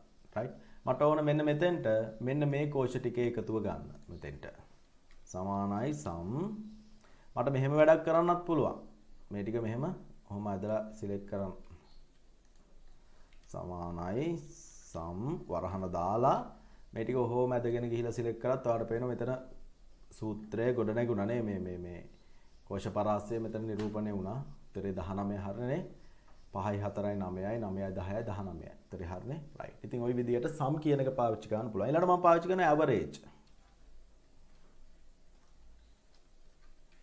average කියන එක යටතේ මම මෙන්න මේකම ගන්නවා. මෙහෙම A1 වල ඉඳන් C1 දක්වා අරගෙන මම enter කරොත් 6.33 කියලා අවිලා තියෙනවා. ඒ කියන්නේ 19 3න් බෙදලා ගත්තේ. මොකද සංඛ්‍යා 3ක් තියෙනවා. සංඛ්‍යා 3 එකතුව 19යි. 19 3න් බෙදලා ගන්නවා. සාමාන්‍ය ගන්න. ඒතකොට 6 ගණක් ආවා.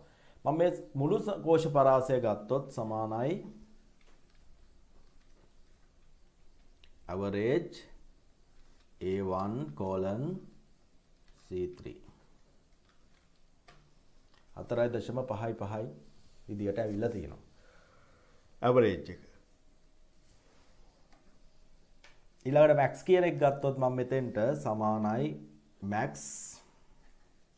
මම මේ කෝෂ පරාසයම තෝරන්නම්. වැඩිම අගය අගයෙන් වැඩිම අගය 10. ඊළඟට මම min කියන එක ගත්තොත් මේ කෝෂ පරාසයම අගයෙන් අඩුම එක 1. දැන් ඔයාලට පැහැදිලි ඇති average කියන්නේ සාමාන්‍ය, max කියන්නේ විශාලම අගය, min කියන්නේ කුඩාම අගය කියලා. පැහැදිලිනේ? right. එහෙනම් ශ්‍රිත භාවිතය ගැන අවබෝධයක් ලැබුණා නේද? මගේ දරුවන්ට ශ්‍රිත භාවිතය ගැන අවබෝධයක් ලැබුණා නේද? right. හරි. ලියන්න.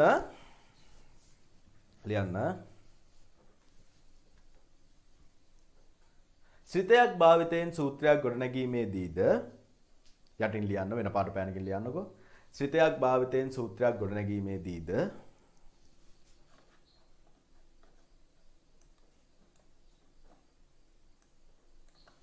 ශ්‍රිතයක් භාවිතයෙන් සූත්‍රයක් ගොඩනැගීමේදීද සමාන ලකුණෙන් ආරම්භ කිරීම අනිවාර්ය වේ.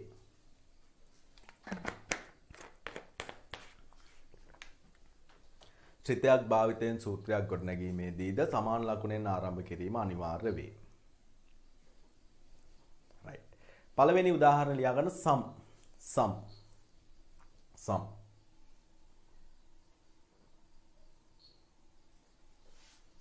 පළවෙනි උදාහරණය sum.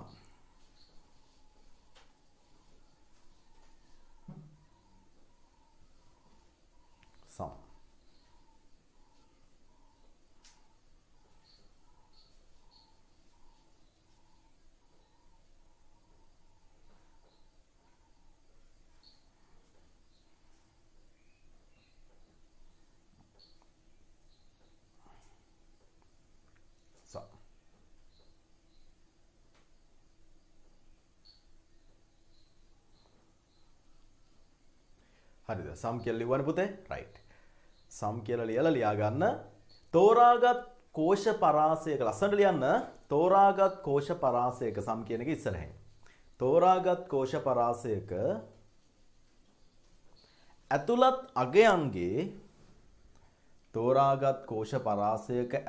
අගයන්ගේ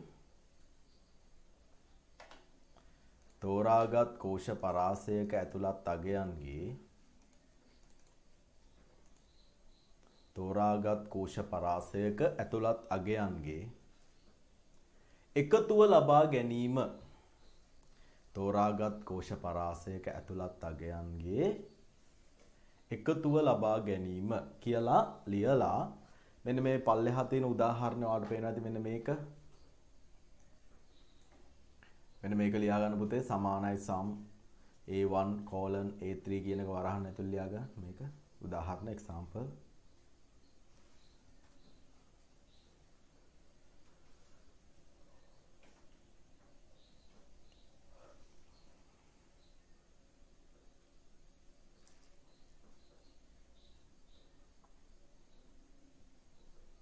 හරිද එක ලියලා ඉවර නම් අපි තව ලියා ගමු මේකත් ලියා ගන්න උදාහරණය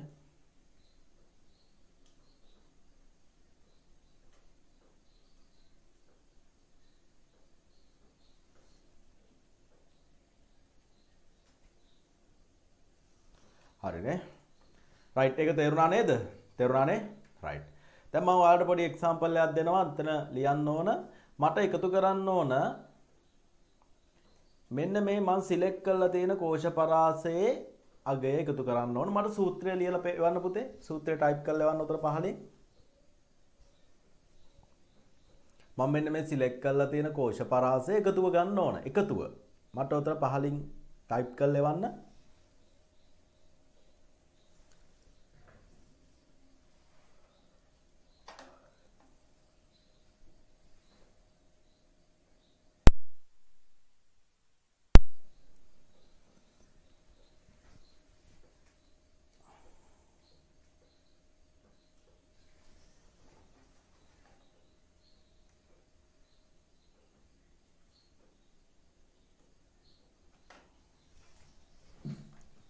right බලමු අපි කොහොමද ලියන්නේ කියලා ගොඩක් දරුවෝ එවලා තියෙන උත්තරේ මෙහෙමයි මේ බලන්න සමානයි දැන් ඔයාලට පේනවා ඇති මෙතන තියෙනවා අපි ගත්තොත් පළවෙනි කෝෂය අපි තෝරගත්තු කෝෂ පරාසයේ අපේ කෝෂ පරාසය මම සිලෙක්ට් කරන් ඉන්නම් right ඔය තියෙන්නේ තෝරාගත්තු කෝෂ පරාසයේ පළවෙනි කෝෂය ඒතර මම සමාන ලකුණෙන් ආරම්භ කරනවා මෙහෙන් පටන් ගන්නවා සමානයි පළවෙනි කෝෂය පුතේ 4 ඉලක්කම තියෙන්නේ B1 වල එහෙම නේද B1 වල තියෙන මම ඉස්සෙල්ලා කෝෂ පරාසය විතරක් ලියන්නම් B1 අවසාන එක C3 ඔය ලිවේ කෝෂ පරාසය දැන් මම මේකට ශ්‍රිතය ආදේශ කරනවා කොහොමද සමාන ලකුණෙන් පටන් ගන්න ඕන ශ්‍රිතයක් ඇතුළෙන් සූත්‍රයක් නේ මොකක්ද අපේ ශ්‍රිතය sum ඇයි sum කියලා දැම්මේ එකතුව හින්දා අපෙන් ඉල්ලුවේ කෝෂ පරාසය අගයනේ කෝෂ පරාසය එකතුවනේ එතකොට එකතුව ගනිද්දි sum ඔන්න sum කියලා දැම්මා ඊට පස්සේ කෝෂ පරාසය ලියනවා වරහන් ඇතුලේ B1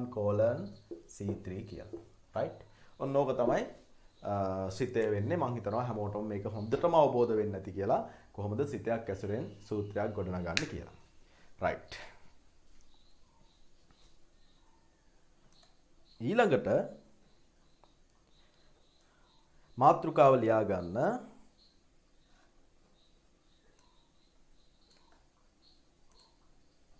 average average average average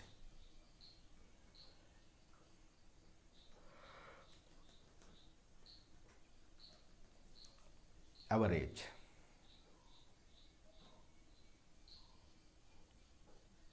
ස්පෙලින්ස් හරියට බලලා ලියා ගන්න පුතේ හොඳයි ස්පෙලින්ස් වැරදුනොත් මේක වර්ධිනවා average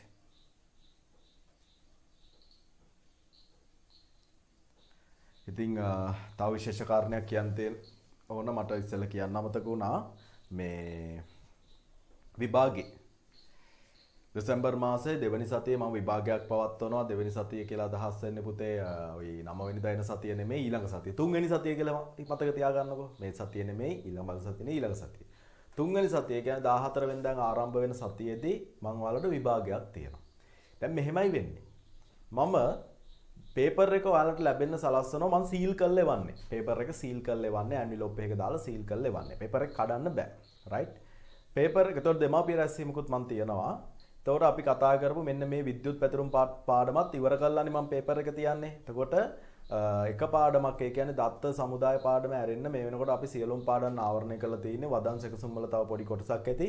මම වදන් සැකසුම් පාඩම ආවරණය කරන්න පටන් ගත්තේ නැත්තේ පන්ති අපි සාමාන්‍ය පන්ති වලදී කතා කරපු පාඩමක් පන්ති කිහිපයක විවිධ ස්ථානවල ඒ පාඩම මම නතර කරලා ඇත්තේ. ඉතින් ඒක හින්දා මම දැන් ඒක පටන් ගන්න ගියොත් ගැටලුවක් මතුවෙනවා. ඒක නැවත මම පන්ති පටන් ගත්ත දවසම පටන් ගන්නම් පාඩම අවසන් කරන්නම්. මොකද ඒකේ අපිට තව කාරණා කිහිපයක්ම කතා කරන්න තියෙන හින්දා. රයිට්. එතකොට ඒක ගැටලුවක් කරගන්න එපා. ඒක මේ පාඩමේ 99%ක්ම ඉවරයි. බොහොම පොඩ්ඩයි ඇත්තේ හැමෝටම. සමහර පන්තිවල ඉවරත් කරාම. එතකොට පුතේ ටෙස්ට් එක තියෙනවා. මේක ටිකක් වගකීමක් ඇතුව කරන්න ඕන දෙයක්. තේරුම් ගන්න. මම පේන්නේ නැහනේ.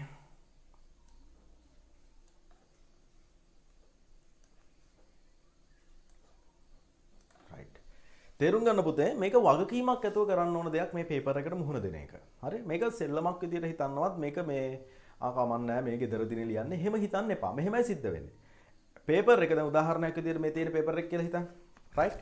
මම මේක ඇන්විලෝප් එකක දාලා මගේ අතේ මේ වෙලාවේ ඇන්විලෝප් එකක් නැහැ. ඇන්විලෝප් එකක දාලා මම සීල් කරලා ඉවරයි. පළ සීල් එක කඩන්න ඕන. ගෙදරදී මට ඒ සීල් එක කඩන වෙලාවට ෆොටෝ එකක් ගහලා එවෙලට මම කියනවා දැන් මට එවන්න කියලා. ඒතකොට එවෙලට ෆොටෝ එකක් හෝ මම zoom වලින් හරි කොහොම හරි මම ඔයාලගේ මම මේක තහවුරු කරගන්නවා මේ අවස්ථාවේ තමයි පේපර් එක ආරම්භ කරේ කියලා. ඒතකොට ඒ වෙලාවට මම සජීවීවත් ඔයාලත් එක්ක සම්බන්ධ වෙලා ඉන්න ඔයාලා පේපර් එක ලියන වෙලාවේදී ඒ වගේම දෙමව්පියන්ට මම වගකීමක් දෙනවා මේක හරියට කරන්න කියලා.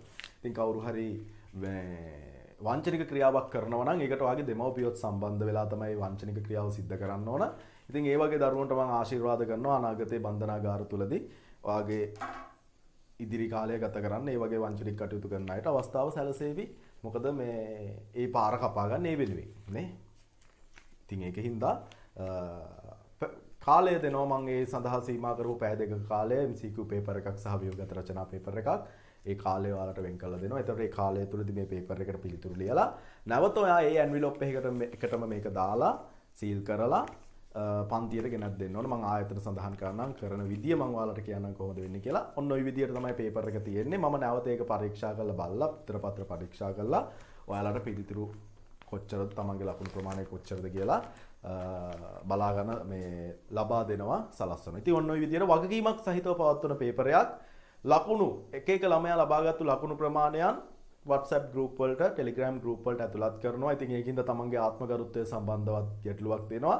ඊළඟට මින් ඉදිරියේදී මේ පේපර් එකට සම්බන්ධ යම්කිසි දරුවෙක් මේ පේපර් එකට සම්බන්ධ නොවුනොත් ඒ දරුවා සම්බන්ධයෙන් විනය ක්‍රියාමාර්ගයක් ගන්නත් මම තීරණය කළා තියෙනවා. මොකද මේ විදියට මේ වැඩේ කරගෙන යන්නේ නැති මේක හරිම අමාරුවෙන් කරනවා. ඔයාලා දන්නවා දැන් අද උදේ අපි මේ ක්ලාස් එක කරන්න ආරම්භ කළා ගැටලු මතුවුණා. මටත් ඇති වෙලා තියෙන පුතේ මේ ඔන්ලයින් ක්‍රියාවලිය මේ මාසේ විතරයි ජනවාරි මාසේ නම් අපිට සාමාන්‍ය විදියට පන්ති පටන් ගන්න පුළුවන් වේවි. ඉතින් එතකොට මේ ගැටලුව අපි කොහොම හරි निराකරණය කරගන්න ඕනේ. ඉතින් බාධක එනවා පුතේ. බාධකයට අනුවර්තනය වීම තමයි අපි සිද්ධ කරන්න ඕන. අර මම හැමදාම කියන වගේ. ඉතින් ඒකින්ද මේක හරියට කරන්න තව ඔයාලට තියෙනවා සති දෙකක තුනක කාලයක්. හොඳින් සූදානම් වෙන්න පුතේ. පාඩම් කරන්න, වැඩ කරලා මේකට සූදානම් වෙන්න.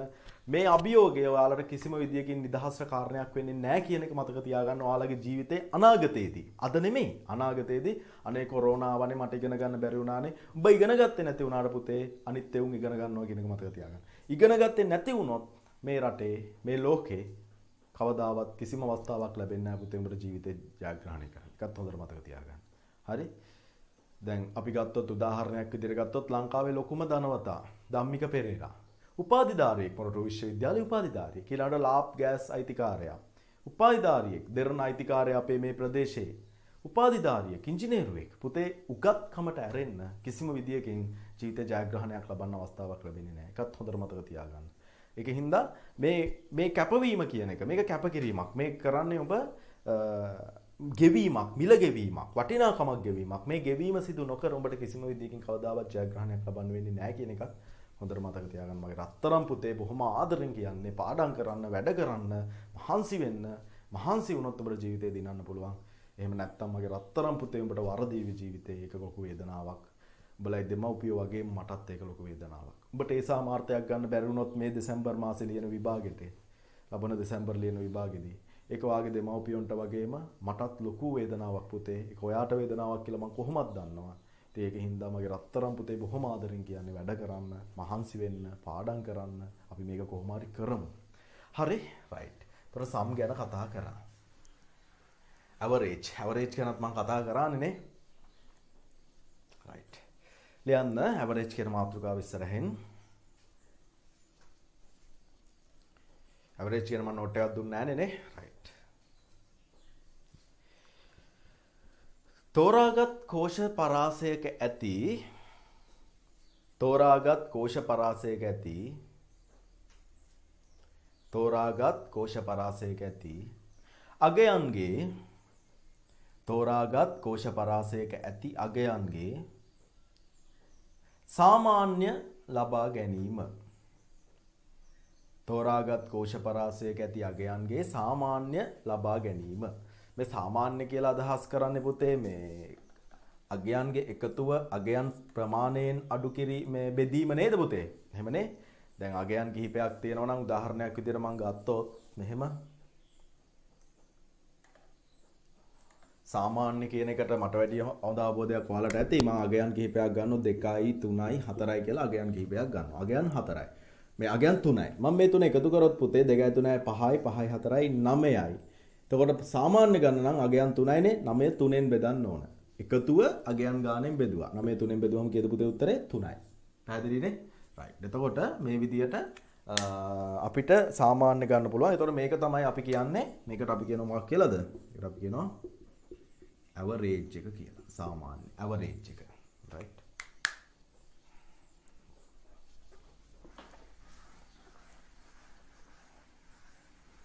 ඇවරේජ් එක.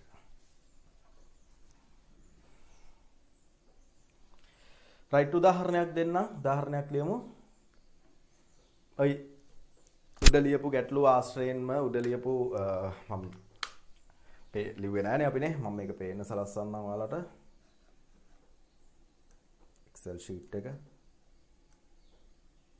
රයිට්. මේක ඇසුරෙන්ම මම ගැටලුවක් දෙන්නම්. මම ටයිප් කරනවා. මම මෙතන ටයිප්ම කරන්නම් ඔයාලට පේන්න. එතකොට පැහැදිලිව පේනවනේ. ටික අයින් කරලා දාගමු. රයිට්. මම මෙතන ටයිප් කරනවා සමානයි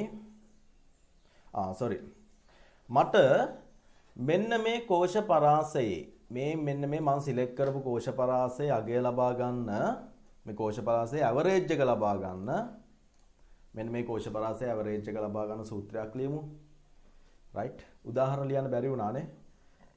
හරි උදාහරණ දෙන්නම් මට මේකට සූත්‍රය ලියලා ඒවා ටයිප් කරලා එවන්න පුතේ ඉක්මනට. සූත්‍රයක් ටයිප් කරලා එවන්න මෙන්න මේ ටිකට.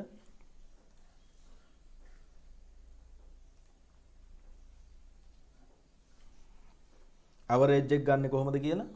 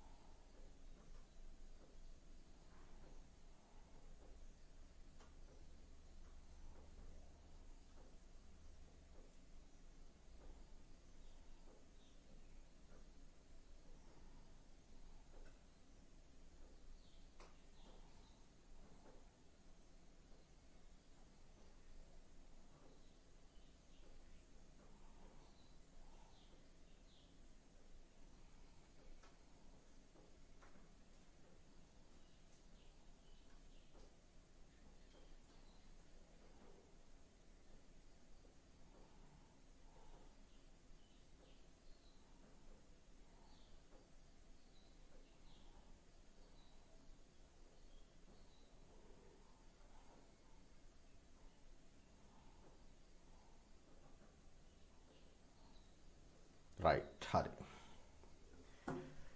බලමු අපි කොහොමද මේකට සූත්‍රයක් ලියන්න කියලා. හරි ලේසි.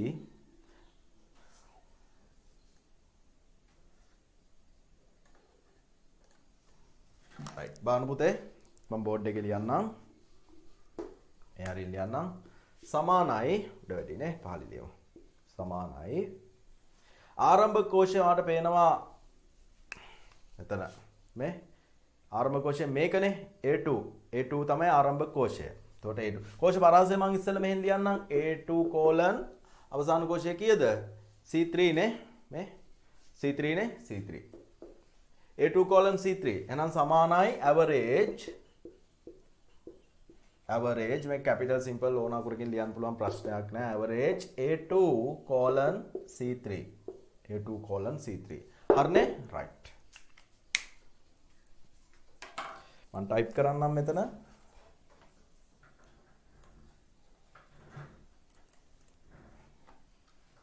සමාන ලකුණේ පටන් ගත්තා average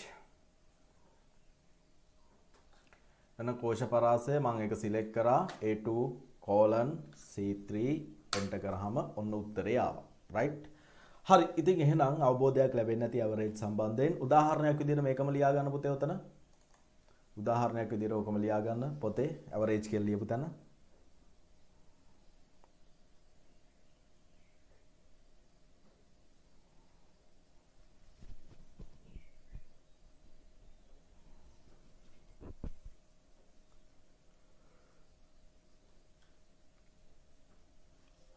average කියලා ලියපු තැන ඔක ලියා ගන්න උදාහරණයක් විදිහට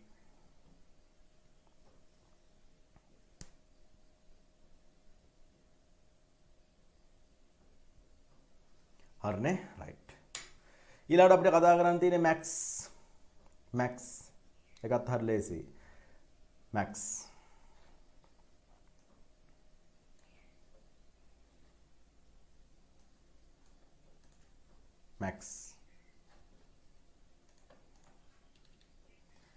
right ලියා ගන්න max කියන එකට යටින් තෝරාගත් කෝෂ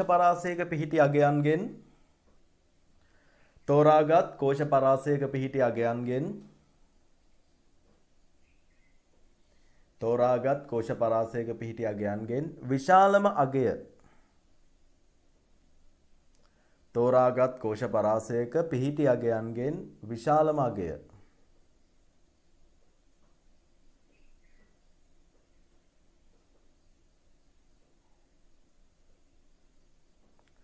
තෝරාගත් කෝෂ පරාසයක පිහිටි අගයන්ගෙන් විශාලතම අගය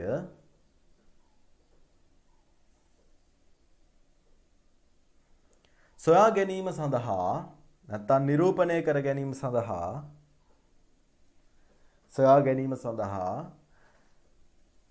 මෙය භාවිතා කරයි. සොයා ගැනීම සඳහා මෙය භාවිතා කරයි.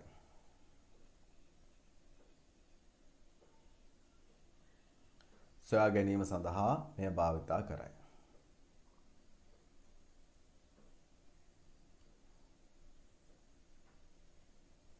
සොයා ගැනීම සඳහා මෙය භාවිතා කරයි.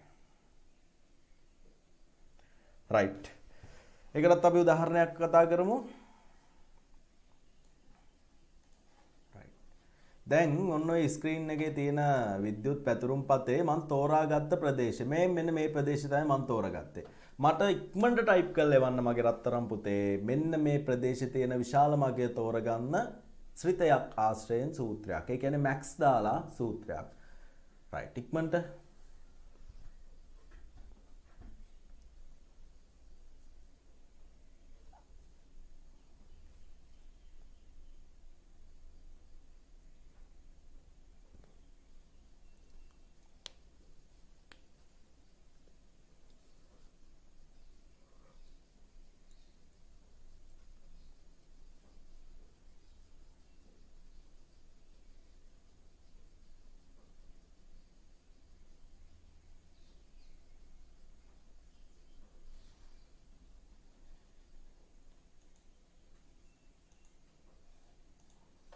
හරිනේ right හරි ගොඩක් දරුවෝ වල තියෙනවා බලමු පුතේ මේ හරිම ලේසි සමානයි max කෝෂ පරාසය මේකනේ මන් දුන්නේ ඔන්න මම කෝෂ පරාසය සිලෙක්ට් කරා B2 colon C3 ඒතර ආරම්භක කෝෂය B2 අවසාන කෝෂය C3 නේ ඔන්න ඕක තමයි සූත්‍රය right ඕක ලියා ගන්න පුතේ ඔන්න මම ඉන්ටර් කරලා පෙන්නන්නම් ඔන්න උත්තරේ 8යි මොකද මෙතන තියෙන අගයන් අතරින් විශාලම අගය අගයෙන් වැඩිම අගය මේක right මේක ලියා ගන්න උදාහරණයක්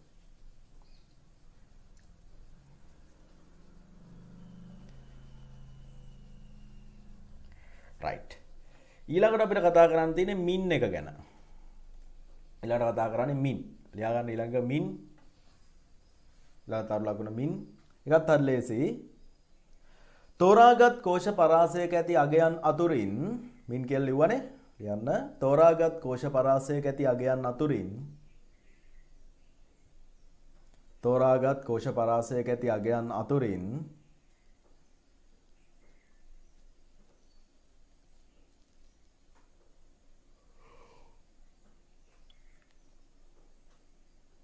අගයෙන් අඩුම සංඛ්‍යාව සොයා ගැනීමට තෝරාගත් කෝෂ පරාසයක ඇති අගයන් අතුරින් අගයෙන් අඩුම සංඛ්‍යාව සොයා ගැනීමට භාවිතා කරයි.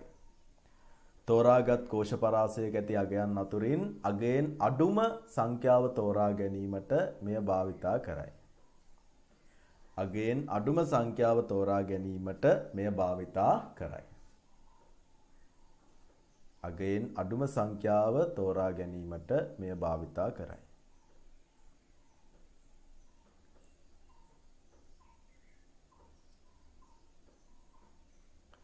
අගයෙන් අඩුම සංඛ්‍යාව සොයා ගැනීමට මෙය භාවිතා කරයි.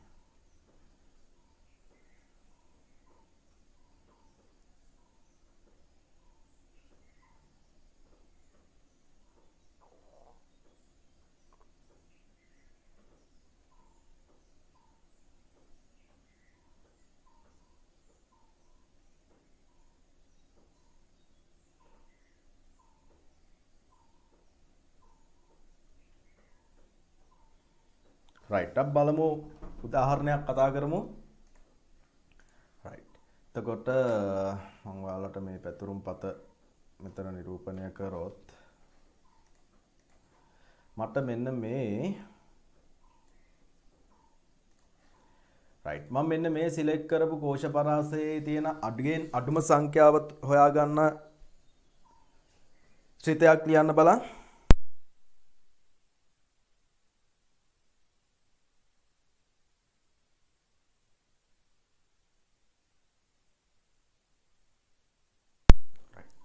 මම ওই සිලෙක්ට් කරලා තියෙන කෝෂ පරාසයේ තියෙන අගයන් අතුරින් අගයෙන් අඩුම අගය තෝරගන්න සිතයක් ඇසුරෙන් සූත්‍රයක් ලියන්න.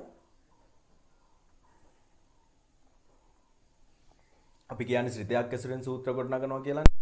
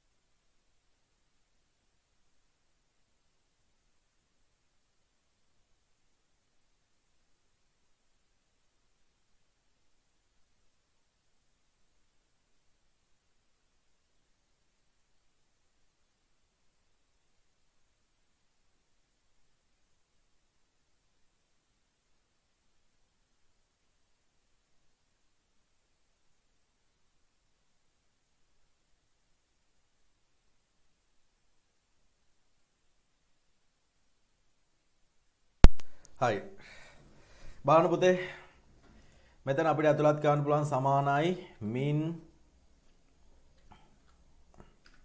ආරම්භක කෝෂය A1 colon අවසාන කෝෂය B3 right ඔය කෝෂ පාසෙනේ මම සිලෙක්ට් කරේ ඔන්න ඕක උදාහරණයක් විදිහට ඔක ලියා ගන්න පුතේ ගොඩක් අය උත්තර වෙලා තියෙන බොහොම සතුටුයි උදාහරණයක් විදිහට ඔක ලියා ගන්න. ඒතර වරහණකුත් එනවා.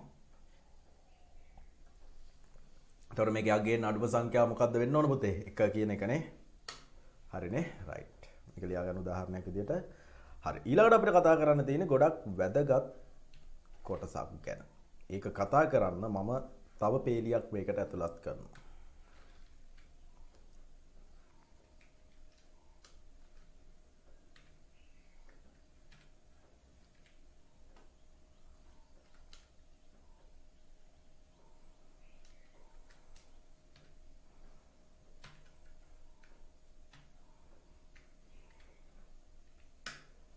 right. ඔන්න මම තව දත්ත ටිකක් ඇතුළත් කරගත්ත පුතේ. මම කතා කරන්න යන්නේ මෙන්න මේක ගැන.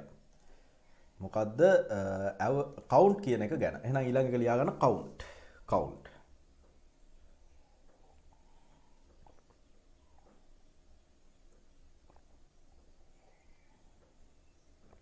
count. නෝට් එකත් ලියා ගන්නකෝ. ඉස්සෙල්ලා ඕනේ නැහැ. බලා ගන්න. මේ බලා ගන්න පුතේ වෙන වැඩ නතර කරලා බලා ගන්න. මෙතන මම මෙතන සූත්‍රයක් දානවා සමානයි ඔය count කියන සූත්‍රය. count කියන සූත්‍රය දාලා COUNT count මම මෙන්න මේ කෝෂ පරාසය සිලෙක්ට් කරනවා. එතකොට ආරම්භක කෝෂය A1 අවසාන කෝෂය C5 A1 C5 කියලා ওই විදිහට එනවා. right? මම මෙතන එන්ටර් කරොත් උත්තරේ කීයක් වෙයිද? බලමු අපි. උත්තරේ 11යි. මේකෙන් කියවෙන්නේ මේ කෝෂ පරාසයේ තියෙන අගයන් ඇතුළත් කෝෂ ගණන. අයියෝ sorry. ඔයාලා ස්ක්‍රීන් එක ෂෙයා කරලා නැහැනේ මම. ආයි මුලින් ඉඳලා කියලා දෙන්නම්. right. ඔන්න බලා ගන්න පුතේ මෙන්න මම අගයන් ඇතුළත් මුලින් ඉඳලා මම කියනවා මෙන්න මේ අගයන් ඇතුළත් කරපු කෝෂ පරාසය ආරම්භක කෝෂයේ A1 අවසාන කෝෂයේ C5. right. එතකොට මම මෙතෙන්ට දානවා සමානයි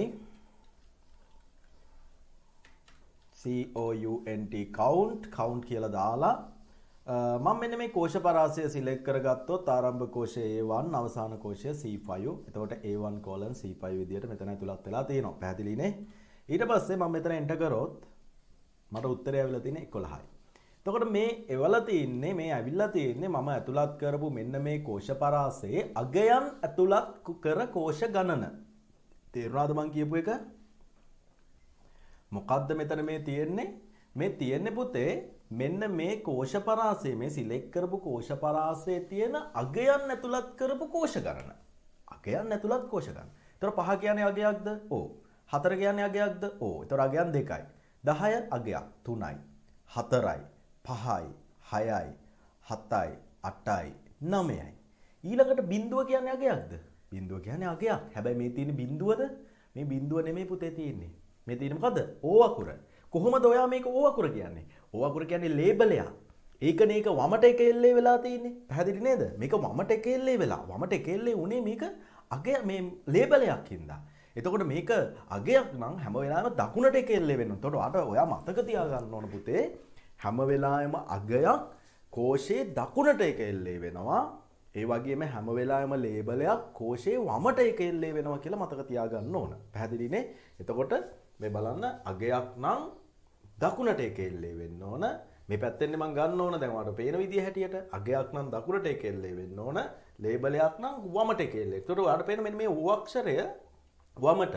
එතකොට පල්ලෙහා තියෙන ඊළඟට එකද? මේ එක නෙමෙයි පුතේ I අකුර. I අකුර. එහෙනම් මෙතන අගයන් කීයක් තියෙන්නේ? මෙතන අගයන් තියෙන්නේ ඔයාලට පේනවා ඇති මෙන්න පළවෙනි ටික අගයන්. ඉස්සෙල්ලත් අපි ගණනය කිරීම වලට ගත්තානේ. එතකොට මෙතන 1යි 2යි 3යි 4යි 5යි 6යි 7යි 8යි 9යි අගයන් 9ක් තියෙනවා. මේ දෙන්න අගයන් නෙමෙයි 10යි 11යි. මේවයි අගයන් නැහනේ. මේවයි අගයන් නැහැ. මේව ලේබල. එහෙනම් මගේ රත්තරන් පුතේ මතක තියාගන්න මම මේකේ ඕන කෝෂ පරාසය වෙනස් කරන්නම්. මම මෙතන C5 වෙනුවට දානවා C4 කියලා උන බලන්න.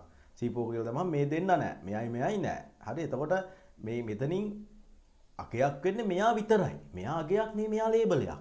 එතකොට එන්ටර් කරාම 10යි කියලා ආවේ ඒකයි. right? right. ඔන්න මම ආයේ මේක දාන්නම් තිබිච්ච විදිහටම C5 කියලා. එතකොට 11යි කියන්නේ මෙතෙන්ට ගණන් ගත්තා. මම මෙතෙන්ට ඇතුළත් කරනවා නමක්. මම දානවා මේ නමක් ගන්න. මෙතන වෙනස් වුණාද? නමක් කියන්නේ ලේබලයක් නේ. ඒක අගයක් නෙමෙයි. හැබැයි මම මෙතෙන්ට දානවා 100යි කියලා. එතකොට මේක 12ක් වුණා. හරි? ඒතර අගයක් ඒක. 100 කියන්නේ අගයක්. ඒක දකුණට එක එල්ලේ වුණා. ලේබලයක් වමට එක එල්ලේ වෙනවා. එහෙනම් මගේ රත්තරන් පුතේ ඔයාලට පැහැදිලි ඇති. අගයක සහ ලේබලයක වෙනස කවුන්ට් වලින් කියන්නේ. හොඳට තේරුම් ගන්න. කවුන්ට් වලින් කියන්නේ කෝෂ පරාසයේ තියෙන අගයන් ඇතුළත් කෝෂ ගණන. දැන් මගේ දරුවන්ට තේරුණානේ ඒකනේ. රයිට් ලියන්න. කෝෂ පරාසයේ පිහිටි කෝෂ පරාසයක පිහිටි ඒක වෙන පාට පෑනකින් ලියන්න. නැත්නම් හයිලයිට් කරමු. කෝෂ පරාසයක පිහිටි අගයන් ඇතුළත්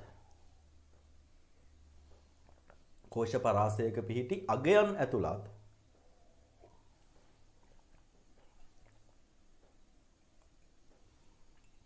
කෝෂ පරාසයක පිහිටි අගයන් ඇතුළත් කෝෂ ගණන සොයා ගැනීමට මෙය භාවිතා කරයි.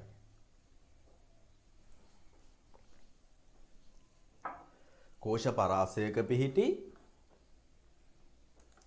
අගයන් ඇතුළත් කෝෂ ගණන සොයා ගැනීම සඳහා මෙය භාවිතා කරයි. කෝෂ පරාසයක පිහිටි අගයන් ඇතුළත් කෝෂ ගණන සොයා ගැනීම සඳහා මෙය භාවිතා කරයි. රයිට් ඔන්න ඔය සූත්‍රෙත් ලියා ගන්න පුතේ. ඔය කවුන්ට් කියලා දාපු උදාහරණයක් විදිහට ඔක ලියා ගන්න. ඔක ලියා ගන්න පුතේ.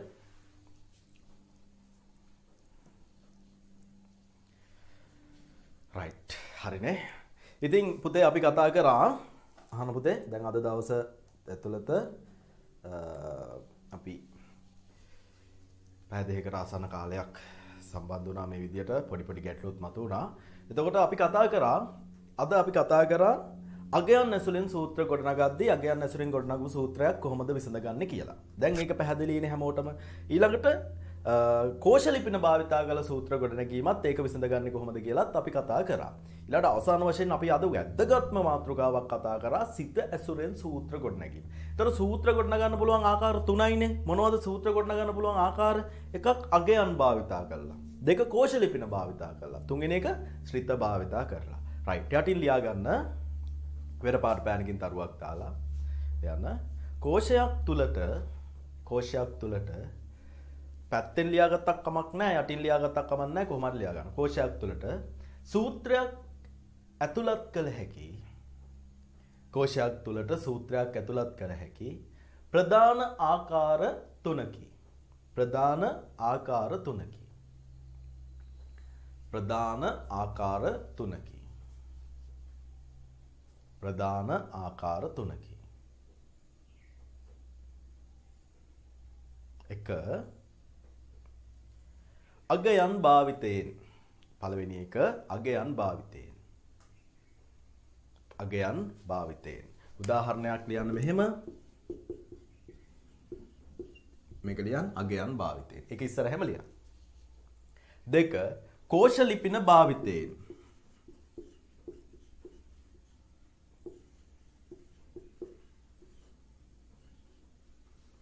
කෝෂ ලිපින භාවිතයෙන්. මේ උදාහරණ ලියා ගන්න එතෙන්ට කෝෂ ලිපින භාවිතයෙන්. කෝෂ ලිපින භාවිතයෙන්. right.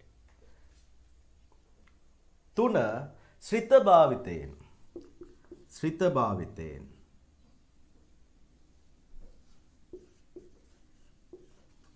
ශ්‍රිත භාවිතයෙන්.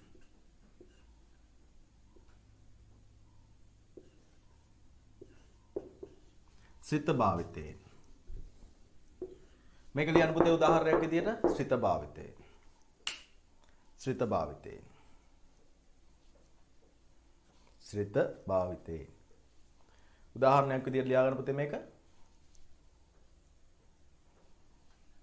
ශ්‍රිත භාවිතයෙන්. right. එතකොට ඔන්න ඔය ආකාර තුන ගැන හොඳට මතක තියාගන්න ඕන මගේ රත්තරන් පුතේ. පුතේ මෙහෙමයි සජීවීව අපි පන්තියේදී උගන්වද්දී එක එක ළමයාගෙන් ප්‍රශ්න අහලා මං උඹලගේ ඔළුවට මේක කොහොම හරි කවනවා. හැබැයි මෙතනදී මට එහෙම කරන්න බෑ ගැටලු තියෙනවා. ඉතින් ඒකින්ද මගේ රත්තරන් පුතේ මේවා හරියට අවබෝධ කරගන්න මේක අභියෝගයක්, මේක තරංගයක්. හරි? මේක විනෝදයකට ගන්න එපා. ඔහේ ඉන්න එපා. මේක ඇඟට අරගෙන මේ වැඩේ කරන්න. වෙනදට වගේ අපිට ළඟට ඇවිල්ලා පොත් බලලා එක එක්කෙනාට බැනලා ඔයාලව හදන්න දැන් අවස්ථාවක් නැහැ. ඒ ගැන අපි සෑහෙන දුක් වෙනවා. අපි බලාපොරොත්තු වෙනවා ජනවාරි මාසේ ඉඳලවත් ඔයාලට මේ දේවල් පරණ සුපුරුදු විදියට උගන්වන්න මට අවස්ථාව ලැබෙයි කියලා. අපි එහෙම බලාපොරොත්තු වෙමු. දැනට මේ ටික මේ විදියට මේ පාඩම් මේ ඔන්ලයින් කරනවා කියන එක මම හීනකින්වත් හිතපු නැති දෙයක්. හැබැයි කොහොම හරි කරා. ඉතින් ඒකින්ද මේ දේවල් අවබෝධ කරගන්න. රයිට්. එතකොට අද දවස් ඇතුළත අපි සාකච්ඡා කරා මෙන්න මේ කාරණා ටික සම්බන්ධයෙන්. අපි මාතෘකාව ලියලා තියමු පුතේ. ඊළඟ මාතෘකාව අපිට තියෙන්නේ ලියන්න මාතෘකාවක් ශ්‍රිත භාවිතයෙන්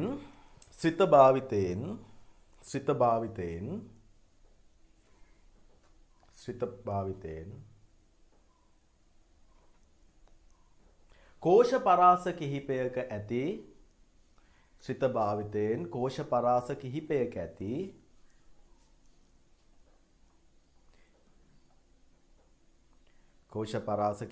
ඇති අගයන් සඳහා සූත්‍ර ලිවීම අගයන් සඳහා සූත්‍ර ලිවීම. අගයන් සඳහා සූත්‍ර ලිවීම. right. එතකොට අපි නැවත මුණ ගැහෙන බදාදා දවස වෙද්දි පුතේ ඔයා මෙන්න මේ ස්ක්‍රීන් එකේ තියෙන නෝට් එක ලියලා තියෙන්න ඕන පොතේ. මම මේක කියලා දෙන්නම්. මේ දැන් පේනවනේ අපේ පෙළ පොත ගත්තාම පෙළ පොතේ 215 වෙනි පිටුවේ තමයි මේක තියෙන්නේ. right.